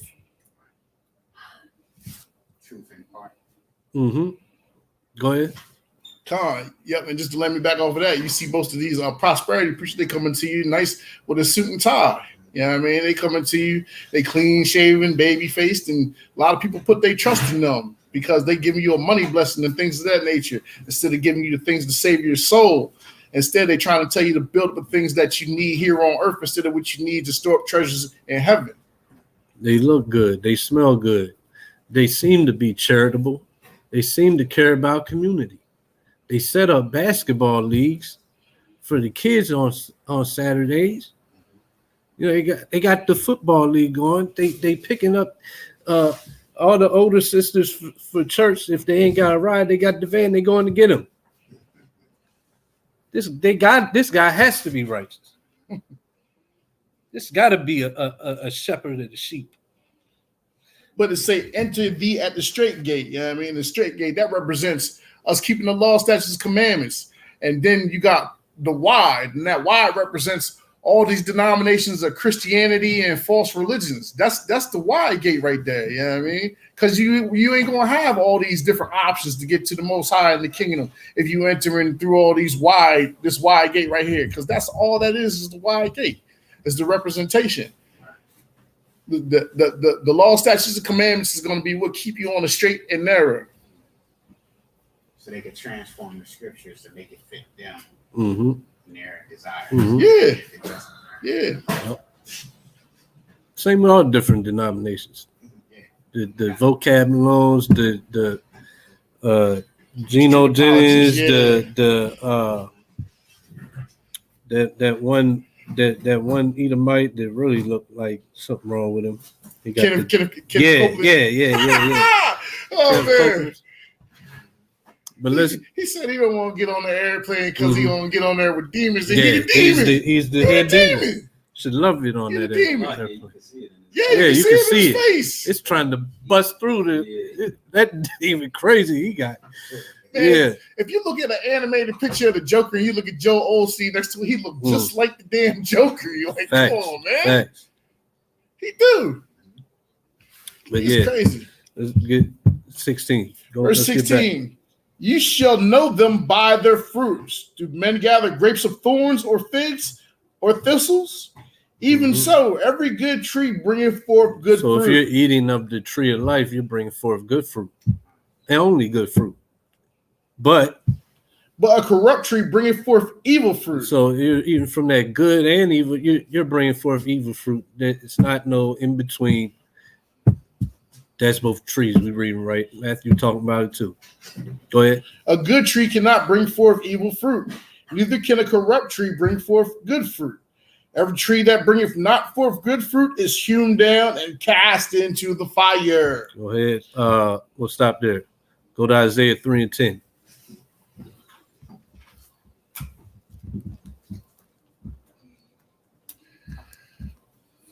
But why? So why? But why? Why did the Most High allow both? If the one's going to get thrown in the fire, why he ain't just do it from the beginning? When you read about it, that in Second Ezra, the Most High has a certain number of evil seed and good seed, and the numbers have to be filled before he does anything. Why? Because he said so. Because that's the way he wanted it. The book of Isaiah, chapter 3, verse 10. Say ye to the righteous that it shall be well with him, for they shall eat the fruit of their doings.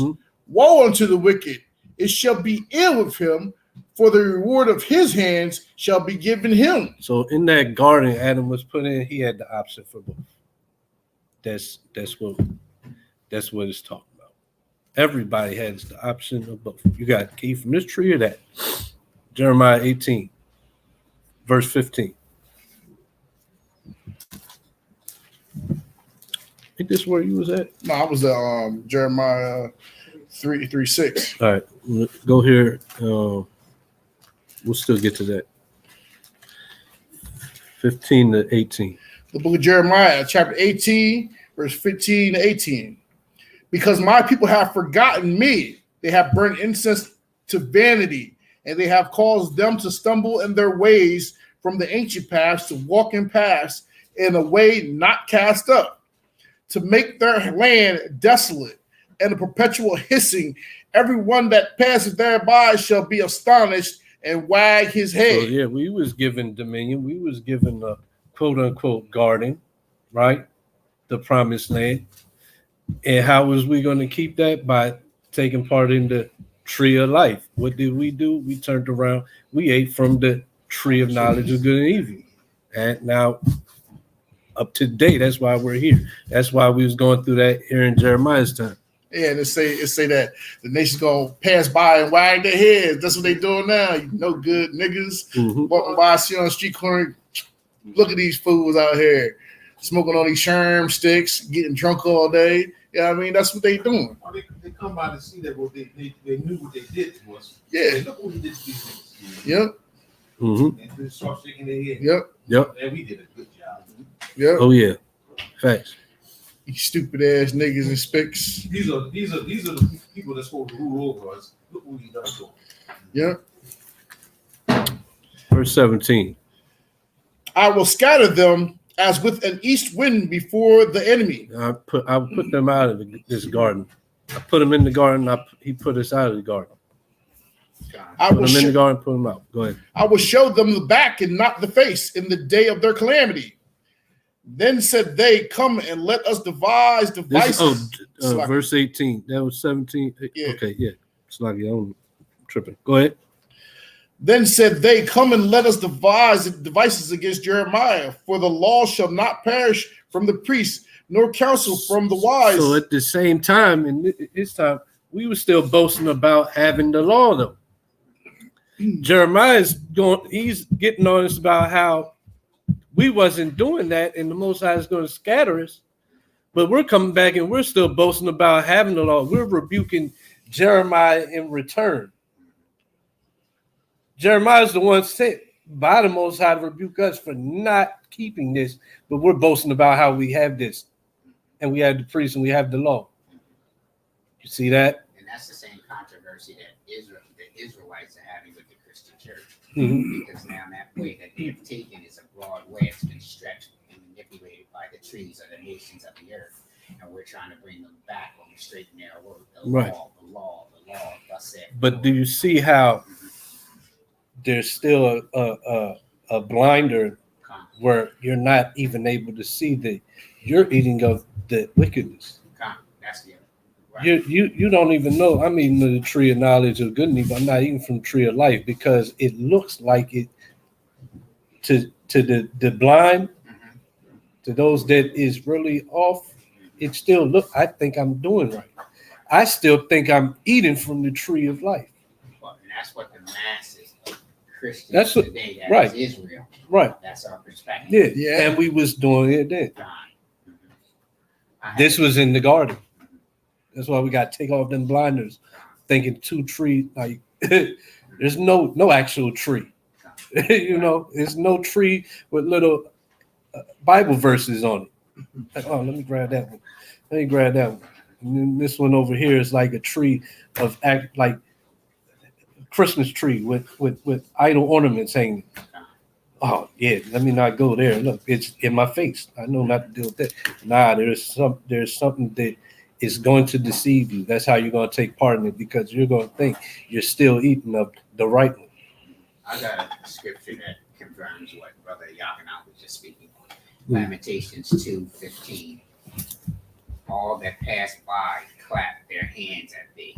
They hiss and wag their heads at the daughters of Jerusalem, saying, "Is this the holy city that men call the perfection of beauty, the joy of the whole earth? All thy enemies have opened their mouth against thee, that hiss and gnash the teeth. They say, we have swallowed her up. Certainly is this day the day that we look for. We have found, we have seen it." And that's what they doing too. Just let me back off of what you saying. They wagging and hissing at us. They seeing us with the drill music, and we ain't doing nothing but talk about killing each other. We got people that represent our females talking about our daughters. You see Sexy Red and Sukihana and Meg Thee Stallion and whoever, and it's just a disgrace, man. And this chick talking about performing oral on a man's hind parts, man, and then that's a hit. That's a hit. Yes. You know what I mean? That's crazy, man. How is that a hit on the radio right now? Like, that's straight demonic that somebody would even put that out there. You know what I mean? And that be the representation of our women at this time. Like, that's just disgusting, All man. part of the crafty council. Yeah. Well, you know, stupidity sells now. Yeah, stupidity does sell, and it is I selling. mean, it sells greater than the wisdom and knowledge that you had in the past. So they got rid of the, you know, the real music and brought the stupidity music in. Yeah. It makes a lot more money. The Song of Fools. Yeah. Where we at? We at Ezekiel 33. Finish 18. Jeremiah 18:18. Finish that Book of verse. Jeremiah, chapter 18, verse 18. Then said they, "Come and let us devise devices against Jeremiah, for the law shall not perish from the priest, nor counsel from the wise, nor the word from the prophet. Come and let us smite him with the tongue, and let us not give heed to any of his words." All right, now Ezekiel. Word. 33 But how, and 30. but how you gonna have somebody coming to him with the word, just like they says today, and we coming with the right, we coming straight out the Bible, and they're not taking no heed to the words. And you know what they be like when you say, "Oh, that's your beliefs. That's your beliefs." I had a conversation with a pastor earlier this week, and they came out there with the Bibles they supposed to be teaching, but then when I'm telling them what verse to go to, they don't want to flip the page to the verse that I'm talking about. You know what I mean? No, because he's gonna go to Luke 22 and he trying to say it was Easter, but I'm trying to tell him it's the Passover. But he said he gonna draw people in by saying it's Easter so that he can teach them about the Passover. It didn't make no sense. That's a money grab. Yeah. I invited him here today. I know he wasn't gonna come, but I invited him to see what he had to say. Most of the guys in lives. Yeah. Remember the pastor I talked to you about to try to get that meeting with? Yeah. It never worked out. Nah, he ain't never called me. I done called him like 3-4 times. He still ain't never called me. When we gonna meet up? But he wants to keep the Sabbath day at his congregation. Yeah, Yeah. but he don't want to change his ways. Nah. Yeah, it will cost too much trimming. Got to trim the holidays. Got to trim your collection plate a little bit because people were used to going to church on Sunday. Mhm. It's going to affect the way you eat. You don't want to get rid of that lobster and shrimp. You gotta stop teaching tithes so much. Yeah. That's going You to got to teach what tithing really is. You got to let them know it's free will, because right now a lot of people getting their tithing out of fear. They thinking something's going to happen to them if they don't get that weekly tithe. They don't get that 10%. They don't understand that you're supposed to get that every 3 years to the widows, to the Levite priests, to the orphans. They don't understand that. They think it's just 10% that you're supposed to give. Hell, even some Israelite camps is even teaching that. You know what I mean? You got to pay your tithes. Like, come on, man. Tithes have been abolished. There's no Levites. Yeah. There's no priests. There's no temple. Okay. So that's why we say free will offerings and alms. Yeah. Because you give what you can to give alms so that we can put forth the ministry. You know what I mean? But I mean, if we pay tithes, though, it's no problem. Well, if you want to give to the Levites and to the less fortunate, we take initiatives to do those things. But don't say it's the biblical tithes, because it's not the biblical tithes. Yeah, like you can't say it's the law. You got to pay tithes. So look, we can't say, yo, you ain't pay your 10% last week. You ain't pay your 10% last week. That ain't what the law of tithes was. So that's why it's called alms, though. That's what he's saying. If you want to give tithes, To the Levites. that's fine. So if you know that some Levites, some Pacers or Santi, and you was to go back to their community. Well, if you wanted to give, that's still alms unto them right now. We don't have no tabernacle Because established tithes right now. were supposed to be brought to Jerusalem. And be Remember, put in the because if you couldn't live too far, you would sell your stuff and come to Jerusalem with that money. So it wasn't just giving tithes to the Levites, off in Timbuktu. So you can, that's all, but you can give alms. If you want to give alms to a Levite, it's like what the brother said in back. They're not done away because Most High said tithes are done away. They're done away because the Most High put us out of Jerusalem. We are cut off right now. So certain laws that involve Jerusalem, the temple had to be involved in doing that, is null and void, not because he necessarily did away with it, but we don't have that right now. Cool. Like, we can't go to a temple for Pentecost right now. We can't go there and keep an actual Passover. We can't actually do that. But we still here, we practicing. You know what I mean? You got to raise your own animals. Yeah, and give a lamb in the first year. Yeah. So it's not going to work. That's why it's been demolished. Yeah, but that's also why we be thinking ourselves in the land of our captivity.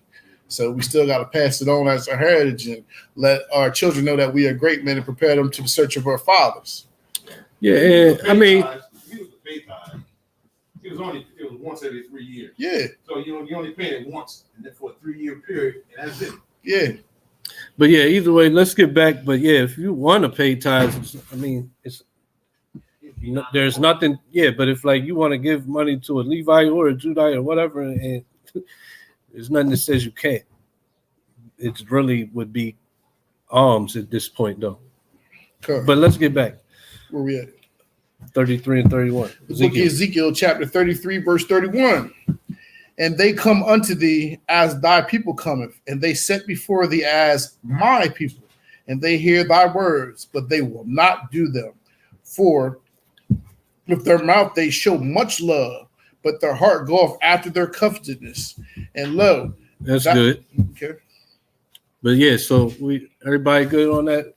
That was what I had for the 2 trees of life and knowledge of good and evil. I still got the one for the trees. Oh yeah, so now bring out where we at, and then we'll go to back to Genesis. The book of Jeremiah, chapter 18, verse 6. Let me grab that. Wait, we just read. No, we didn't read. It's just at the top. That was 3 and 6, wasn't it?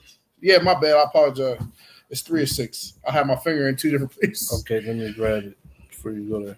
Jeremiah 3. Yeah, the book of Jeremiah, chapter 3, verse 6. All right, hold tight.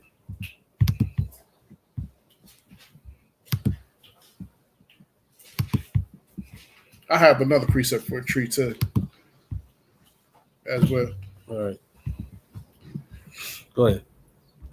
The book of Jeremiah, chapter 3, verse 6. Yahweh said unto me in the days of Josiah the king, hast thou seen that which backsliding Israel have done? She is gone up upon every high mountain and under every green tree, and there hath played the harlot And I said, after she had done all these things, turn thou unto me. But she returned not. And her treacherous sister Judah saw it. And I saw when for all the causes whereby backsliding Israel committed adultery, I had put her away and given her a bill of divorce. Yet her treacherous sister Judah feared not, but went and played the harlot also. And it came to pass through the lightness of her whoredom that she defiled the land and committed adultery. But so how did we commit adultery by underneath every other tree? Took on their customs, Their their customs lies, and their doctrines, philosophies, their philosophies, doctrines, their ways. We left off the tree of life, the philosophies and wisdoms and ways of the Most High. See that? Go ahead. And yet, for all this, her treacherous sister Judah have not turned unto me with her whole heart, but vainly saith the Lord, and Yahweh said unto me, the backsliding Israel have justified herself more than treacherous Judah. Go and proclaim these words forward the north and say, return, thou backsliding Israel, saith Yahweh, and I will not cause my anger to fall upon you, for I am merciful, saith Yahweh, and I will not keep anger forever. That's all we need right there. All right. Back to Genesis 2:10. Hold on. I got another one. So Isaiah, we go to Isaiah 65.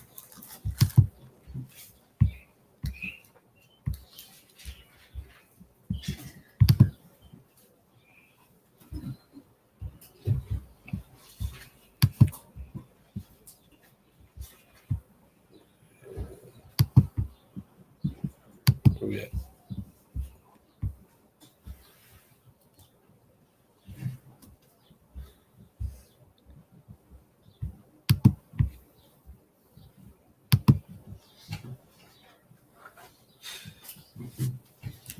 What's this, a tree? Yeah. And they did with the star on it. No. We can go where you were. All right. Back to Genesis chapter 2, verse 10. I mean, we got plenty on that. So Yeah. we're good. Genesis chapter 2, verse 10. The book of Genesis, chapter 2, verse 10. And the river went out of Eden to water the garden, and from thence it was parted and became into four heads. Okay, stop right there. So this river had a garden. It had four rivers parted into four. It had kind. That's the literal. Now let's get what the message really saying. Proverbs 16:21. So this river in the Garden of Eden, they watered the garden, and really, by now, if you're paying attention, you already know what it is. You already know what it is. But we gotta get the precepts. You have to have these notes. You have to have this knowledge so that you can teach it to somebody else, so that you're not confounded by a Christian or a non-believer or a Muslim or whoever. You have to have these precepts and this understanding so that you can give answer. So you got it, 16:21. The book of Proverbs, chapter 16, verse 21. The wise in heart shall be called prudent, and the sweetness of the lips increaseth learning. Understanding is a wellspring of life. What him. is? Understanding is a wellspring of life. And who passes on that understanding? The wise that teach. That was in the garden. Go ahead. Understanding is a wellspring of life unto him that have it, but the instruction of fools is folly. Revelation 22.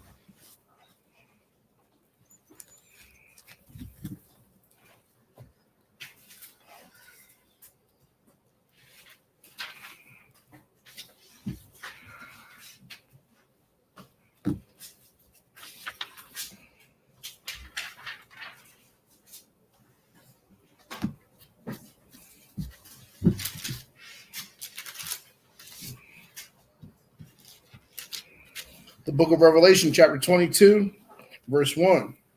And he showed me a pure river of water of life, clear as crystal, proceeding out of the throne of Yahweh and of the Lamb. Mm-hmm. In the midst of the street of it, and on either side of the river was there the tree of life, Mm-hmm. which bare 12 manner of fruits, So, and yielded. and who's that? So, this is the kingdom to come. And you see, it's really a reflection of the kingdom that was in Adam's time. And who are those 12 trees? Israel. Adam was supposed to be that tree. He was supposed to provide that. That river was supposed to be coming from him, his rulership, his dominion. The Most High gave him that wisdom, knowledge, understanding. That was supposed to be what flowed came out of him, the fruits he bared, the river that he flowed through his kingdom. But and 12 manner of fruits, and yielded her fruit every month. And the leaves of the tree were for the healing of the nations. and we read that. We read that in Wisdom of Solomon that Israel was who the light of the law was supposed to come through. Because when the world is ruled in righteousness, everybody is living in righteousness. Everybody gets a form of healing. It's going to be a time when there ain't none of the sicknesses and none of what we see in our world here today. It ain't going to be none of that. That's how the beginning was supposed to be. That's how it was in Adam's time, in his rulership. We see that the fall of Adam was great. Mm-hmm. Because we're talking on a whole different level because it affected the nations and the kingdom that was being established before time before Christ. Adam was there to put things in order. It said before him there was no man to till the ground, so nothing was in order unless it came through Adam. Yeah, so we got to stop seeing like Christianity in the world taught us that even Revelation, we're thinking of the kingdom and we're thinking about some movie type shit like the castle and it's water coming out on all sides and there's a king in there and he there's trees with the fruit on it and the king goes and grabs from the tree and then he learns something. We got to come out of that. And the grapes is automatically squeezing some wine out Mm-hmm. for it. All type of foolishness. That's movie stuff. Hollywood, yeah. Go to Habakkuk 2:14. So this river. Habakkuk 2:14. The symbolism of this river splitting into four heads. It's splitting into four heads means what? The same thing we read in the Revelation. Water is going everywhere, all four directions. And I didn't even get it, but it's one in Ezekiel 2 explains, and another one in Revelation, I think. But as the waters went out, the depth increased. It's all talking about what we're going to read right here. It's talking about the wisdom of the Most High. Read that. The book of Habakkuk, chapter 2, verse 14. For the earth shall be filled with the knowledge of the glory of Yahweh, as the waters cover the sea. So that's what it means. That river was going out on all four sides. Wisdom was covering the whole four corners of the earth. And sea was the nations. Exactly. Back to Genesis. Who's that last address? Habakkuk. What? Habakkuk 2:14.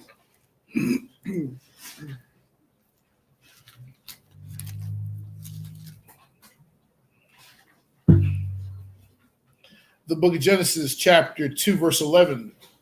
The name of the first is Pison, that is which compasseth the whole land of Havilah, where there is gold, and the gold of that land is good. There is bdellium and the onyx stone, and the name of the second river is Gihon. The same is it that compasseth the whole land of Ethiopia. So this is it's giving some what's it called geography of the river. I found this, and because it's all types of speculation. Where's the Garden of Eden at now? Who really knows, right? But I like this image I found online. And it's basically you got all the world, all different continents. They, what's it called? Brought them together, right? And that's supposed to be what the idea of what, maybe Pangea looked like. So you got all the continents on there. You got Africa in here because the one river said it went through all the land of Ethiopia. So one of them had to go through Africa, and that's what you got around here. And then, so, this is just really soft speculation. But this is, that would be where Eden is. And then the four rivers cover, everywhere. So that's supposed to be around the country called That's the land of Havila. And you got one over there that's, zoom in. Yeah, it's going by Arabia. You got right one there. coming into Arabia. You got Euphrates going all the way up through there, through the top of what's called, quote unquote, Pangea. Then you got the one Pison going through Africa. Shit, it really wasn't no little garden either, because you can see Yeah, where I all mean, four of the heads is. Really though, we know the garden represents though the whole kingdom. Huh. He represents his dominion, really. But yeah, this is that's what I found. I like it. We'll never really know till the Most High one day shows us. But I mean, it kind of makes sense. All the continents are there. But yeah, that's just thought I'd share that. Go back to verse 15. Verse 15. And Yahweh took the man and put him into the Garden of Eden to dress it and to keep it. So we know that's we already been talking about it. That's ruling the whole. So he's supposed to rule all the whole world, all the nations, all the peoples with the laws of the Most High. Go ahead. That's him dressing and keeping the garden. Right?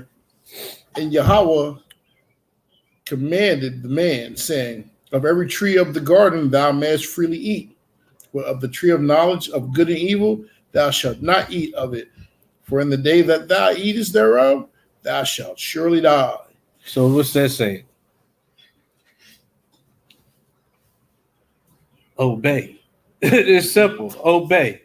You do what you do, rule the kingdom, enjoy my creatures, don't break my commandments. It's really like that simple. It says rebellion is as the sin of witchcraft. Do as I say. Keep my He said, David said, "Thou was not. You don't want sacrifice, but you want to what? Obey my commandments." Paraphrasing. It's simple. Go ahead. But we're gonna get some precepts on it. Go down to 18. And Yahweh commanded the man, saying, of every tree in the garden thou mayest freely eat, but of the tree of knowledge of good and evil thou shalt not eat of it. For in the day that thou eatest thereof, thou shalt surely die. And Yahweh said, it is not good that man should be alone, and I will make him a helpmeet for him. Okay, so we're gonna get something on that. So a few scriptures on that. Sirach 26 and 1.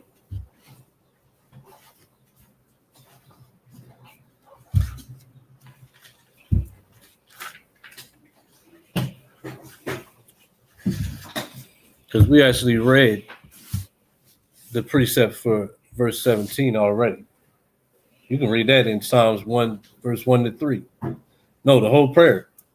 Remember it said, Yahweh knows the way of the righteous, but the way of the ungodly shall perish. In the day thou eatest thereof, thou shalt surely die. It's the same thing. So make him a helpmeet. Sirach 26:1. Go ahead. The book of Sirach, chapter 26, verse 1. Blessed is the man that have a virtuous wife, for the number of his days shall be doubled. Mm-hmm. A virtuous woman rejoiceth her husband, and he shall fulfill the years of his life in peace. Mm-hmm. A good wife is a good portion, which shall be given in the portion of them that fear Yahweh. Proverbs 19:14.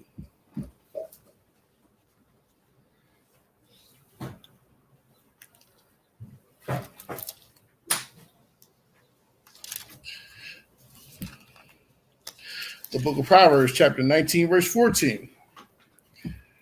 House and riches are the inheritance of the fathers, and a prudent wife is from Yahweh. Mm-hmm.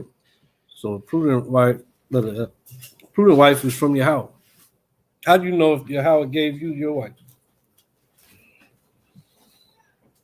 You just read it. If she ain't prudent, you got that on your own. Why? I want to get right. Why see the damn devil? Man, because you ain't got that one.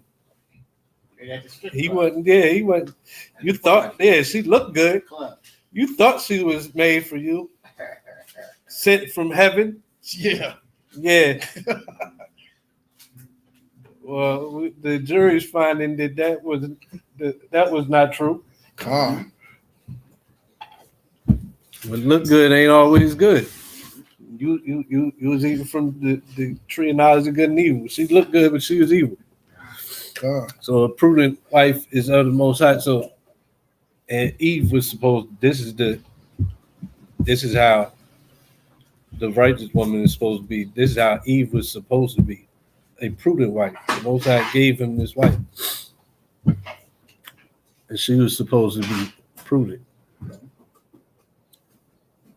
She was supposed to be all the things he was supposed to be, obedient. Sirach 25:1.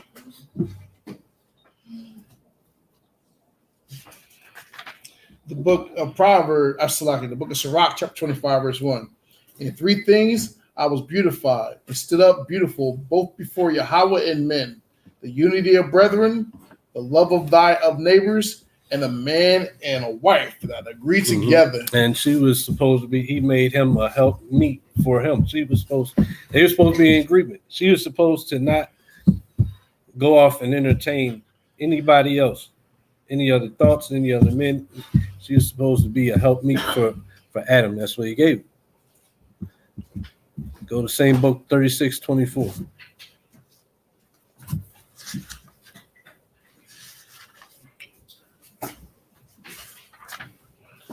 The book of Proverbs, chapter 36, verse 24. He that getteth a wife beginneth a possession, a help like unto himself, a pillar of rest. Mm-hmm. Where no hedge is, there is the possession is spoiled. Mm-hmm. And he that have no wife will wander up and down mourning. See, he that have no wife will wander up and down mourning. So, he gave him the wife because it ain't good to be alone. What was the last address? Sirach 36, 25, and 26. 24 and 25. 24 and 25. Yeah, I did. I said Salakia. 24 and 25, though. Oh, I was supposed to start 24? You did read 24. I did. So, he that have no wife will wander up and down mourning. My bad. I had that part highlighted. I didn't know. Mm-hmm. Now, October 8/6.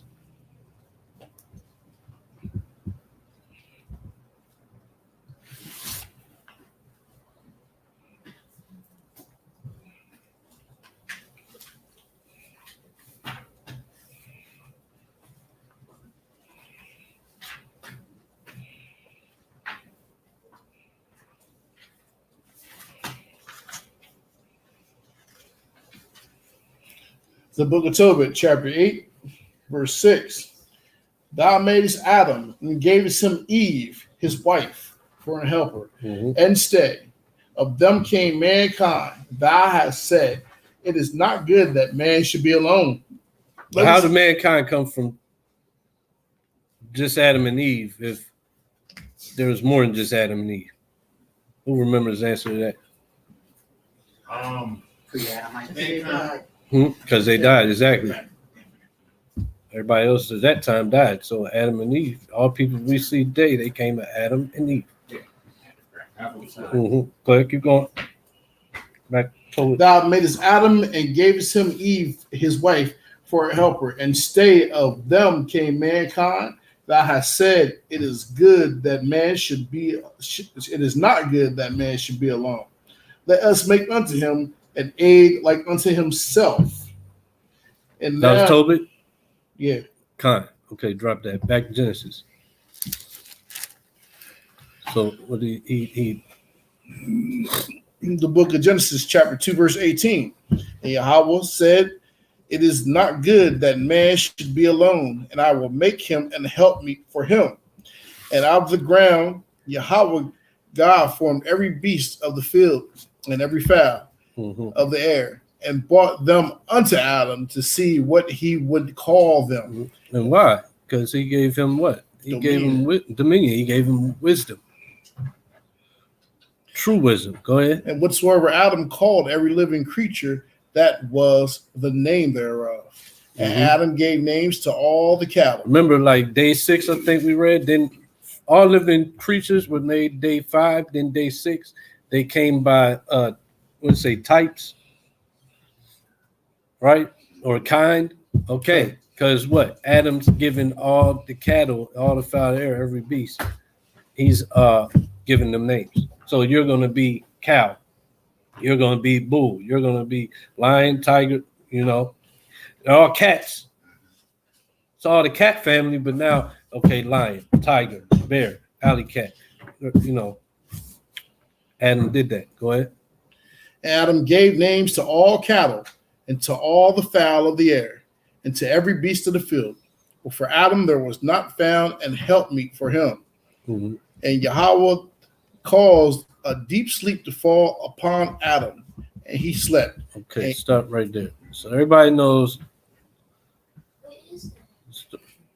this is a photo of Most High taking Adam and taking Eve up out, forming Eve up out of his rib. Is this how it really happened? We're gonna get verses. That's why I put that up there. Is with the question marks. So we didn't read that part yet, did we? No, I didn't read it yet. But we're getting to that part. But I put it there. He said he caused a deep sleep to fall upon Adam, and he slept. So we're gonna break down this whole verse. So Job 33:15. What does it represent? We just point by point. Caused a deep sleep to fall upon Adam, and he slept. Why? Job 33:15. This from top. What's the point of this deep sleep Adam fell upon?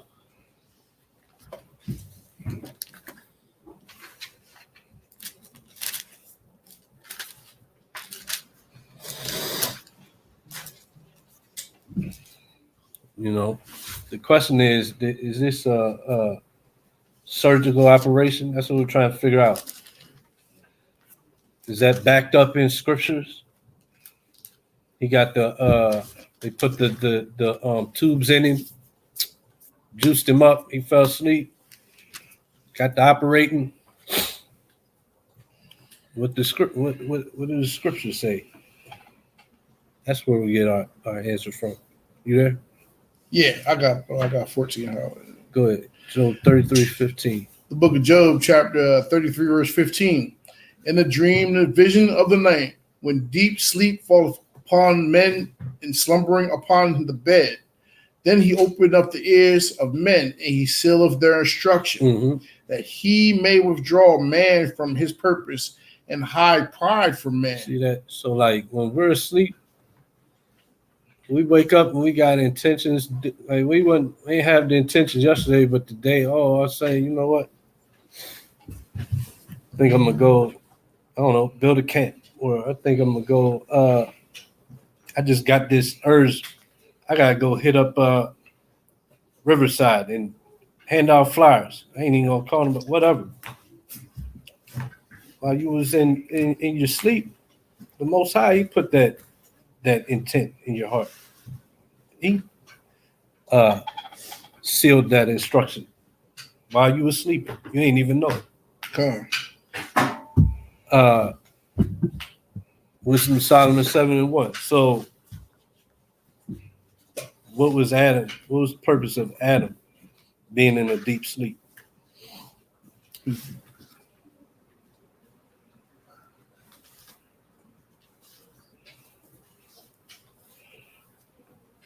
And how does it pertain to him getting a wife?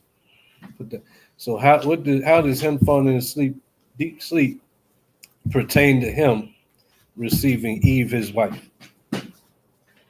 So we read, in your sleep, the Most High seals your instructions, right?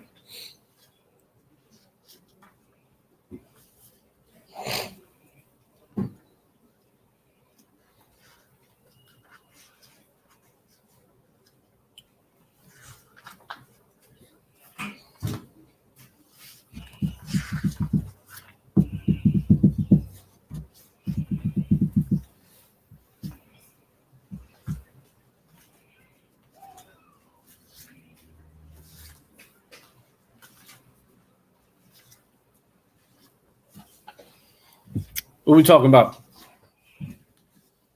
Yeah, you.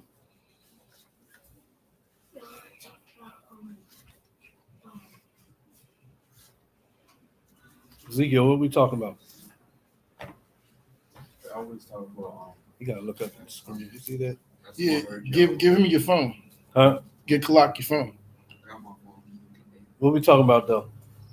I always talk about Huh? Where we at? What part are we breaking down? Getting understanding with.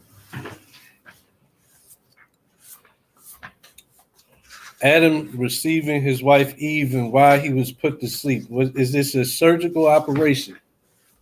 That's what we're getting down to.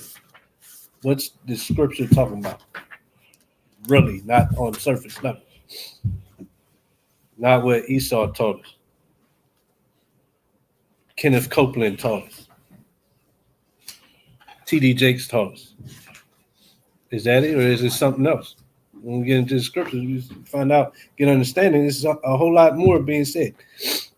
You there? Yeah. Bring it up. So, in your sleep, the Most High seals instructions. We just read that. Go ahead. The book of Wisdom of Solomon, chapter 7, start verse 1.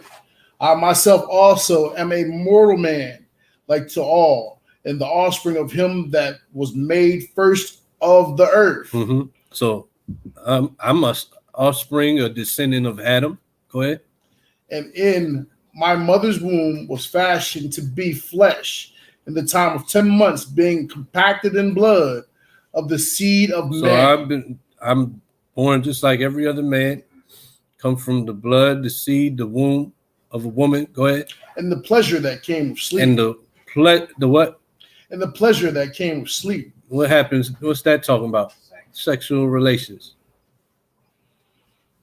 So the Most High, he got his rib by the Most High, brought him his rib, gave him instructions, guided him, and they became one. That was sealed to him in his sleep. Go ahead. And when I was born, I drew the common air and fell upon the earth, which is of like nature, and the first voice which I uttered was crying, as all others do. So they didn't come together by chance. The Most High brought them together. That's what we're finding out. Wasn't a surgical operation. The Most High brought him a rib, sealed the instructions in his sleep. Back to the verse, Genesis.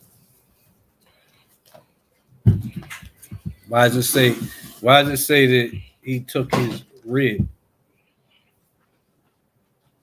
What does that mean? If it's not a surgical operation, if he wasn't put to sleep on the operating table, why is it? What's the rib thing got to do with it? Go ahead. And Yahweh caused a deep sleep to fall upon Adam, and he slept, and he took one of his ribs and closed up the flesh instead thereof. And the rib which Yahweh had taken from man made he a woman and brought her unto the man. And Adam said, this is now bone of my bones and flesh of my flesh. So he said, this is now bone of my bones and flesh of my flesh. Go ahead. And flesh of my flesh, she shall be called woman, because she was taken out of man. She was taken out of man. So who knows what that means? Is the scripture talking about God took, like I said, so we see that the sleep thing wasn't necessarily being put to sleep on operating table. So what? So did he take a rib out and make her? What does the rib represent? Well, nope. What's the rib represent? Flesh of my flesh, bone of my bone. He got it from Amongst his people, right? Exactly. How we know? The precepts, Judges 9 and 2. You can go to Toby too. We're going there, Okay. I believe. Going too far. Beep, there, mom, jump ahead. Beep beep. Which one you talking about? I think we're going there later. All right. The one where he takes his son takes his. Yeah. I think we're going there later for a different point. But yeah, exactly. So Judges 9 and 2. The book of Judges, chapter 9, verse 2.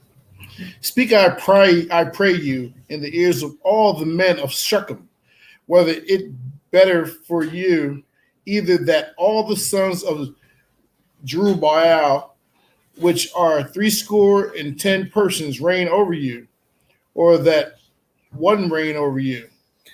Remember also that I am your bone and your flesh. So this is one of the Jerubbaal sons, and he's going against his brothers, basically. But he's going to his mother's side and trying to team up with them. Anyway, so this whole dialogue, you can read about in the chapter. He's telling them, remember also that I am bone and your flesh, meaning we are what? We're related. We're close Kinfolks. relatives. We're kinfolks. So that's the first one. Genesis 29:14.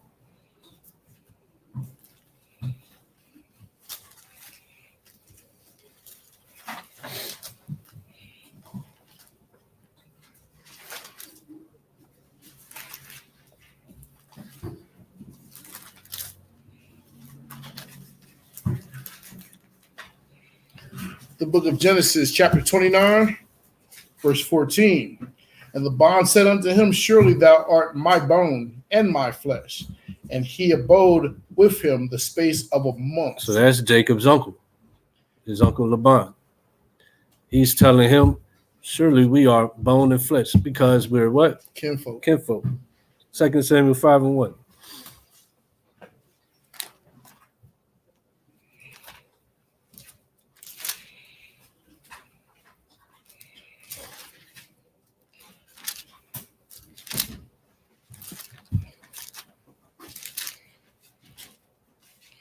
The book of 2 Samuel, chapter 5, verse 1. Then came all the tribes of Israel to David unto Hebron, and spake, saying, behold, we are thy bone and thy flesh. We are thy bone and thy flesh. That's all the tribes. So all the tribes, we are the same people. We're from the same man. We're bone and flesh. So what's the rib and the being flesh in my flesh, bone in my bone? What does that really symbolize in me? Family. Exactly. Close family. Kindred. So Eve was of the same kindred as Adam. So now I got a couple of photos, like pull the photos up. This is 14th century painting of Adam and Eve. So, we was always taught. Guys, what are we looking at? Adam and Eve. Yeah, this is like 600 years ago. They was painting Adam and Eve like that.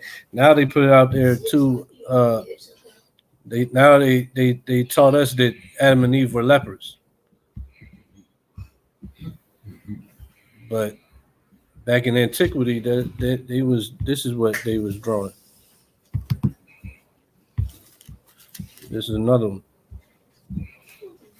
Angels, so-called black. Adam and Eve, so-called black. Actually, the color of the dust of the earth.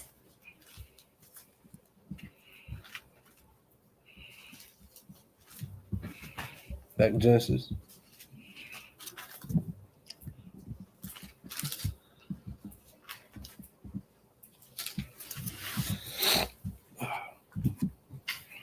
We're pretty much almost done. We got finished. Book of Genesis, Finish these two chapter out. 2, 24. Therefore shall a man leave his father and his mother, and shall cleave unto his wife, and they shall be one flesh. Mhm. And they were both naked, the man, his wife, and were not ashamed. So, Con, it's already 3:08, so we don't got time to do chapter 3, but I mean, that's pretty good. 2 hours, got through the chapter perfectly. So,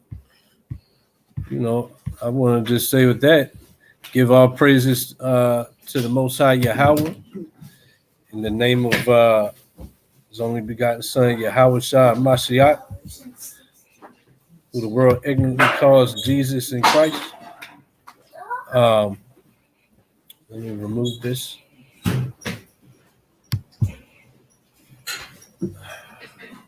What's going on here?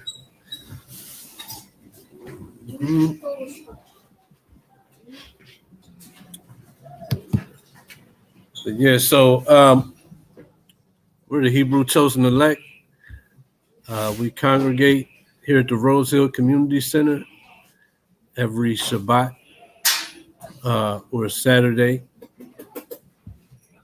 from 12 to 3. So I'm trying to do something on my computer. So yeah, we congregate here at the Rose Hill Community Center every Shabbat from 12 to 3 p.m. If you're in the area and you have means to come in, we'd love to have you come and congregate. The address is 19 Lamson Lane, Newcastle, Delaware, room 110B. We also are a what's the word? Congregation. Self-sustained congregation. Accept alms. So if it's in your heart and you'd like to give alms to help support us in the room we rent out or the ministry in general, all donations can be sent through Cash App at # Hebrew Chosen Elect. If you come to class physically, you can bring cash or donate that way if it's in your heart. If you can't come in, continue to watch online and learn. You have anything you want to add? No, we will not be congregating here at Rose Hill Next week. Community Center the following Shabbat, which will be the 18th. We will be in Washington, D.C. for a Unity Camp with Yahweh's Camp. And if you would like to join us, we'd love to have you there with us. We'll probably be there like around 12 o'clock until about the evening. So if you're in Washington, D.C., you can join us in front of the White House. We'd like to have you with us. Anybody in the congregation, we'd like to have you with us too if you're able to come. Yeah, if you come, hey, let's go.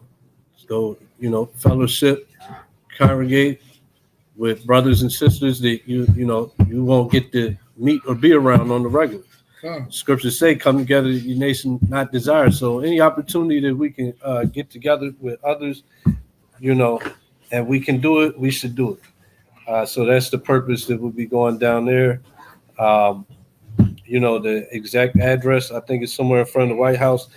You can hit up the brother Yakna or myself, to get that information. You can catch me on Facebook at we_R Israel. You can catch him on Facebook at Brandon Daniels. Or, you can catch us on Facebook at the Rise of the Chosen Facebook group. So I really don't have anything else.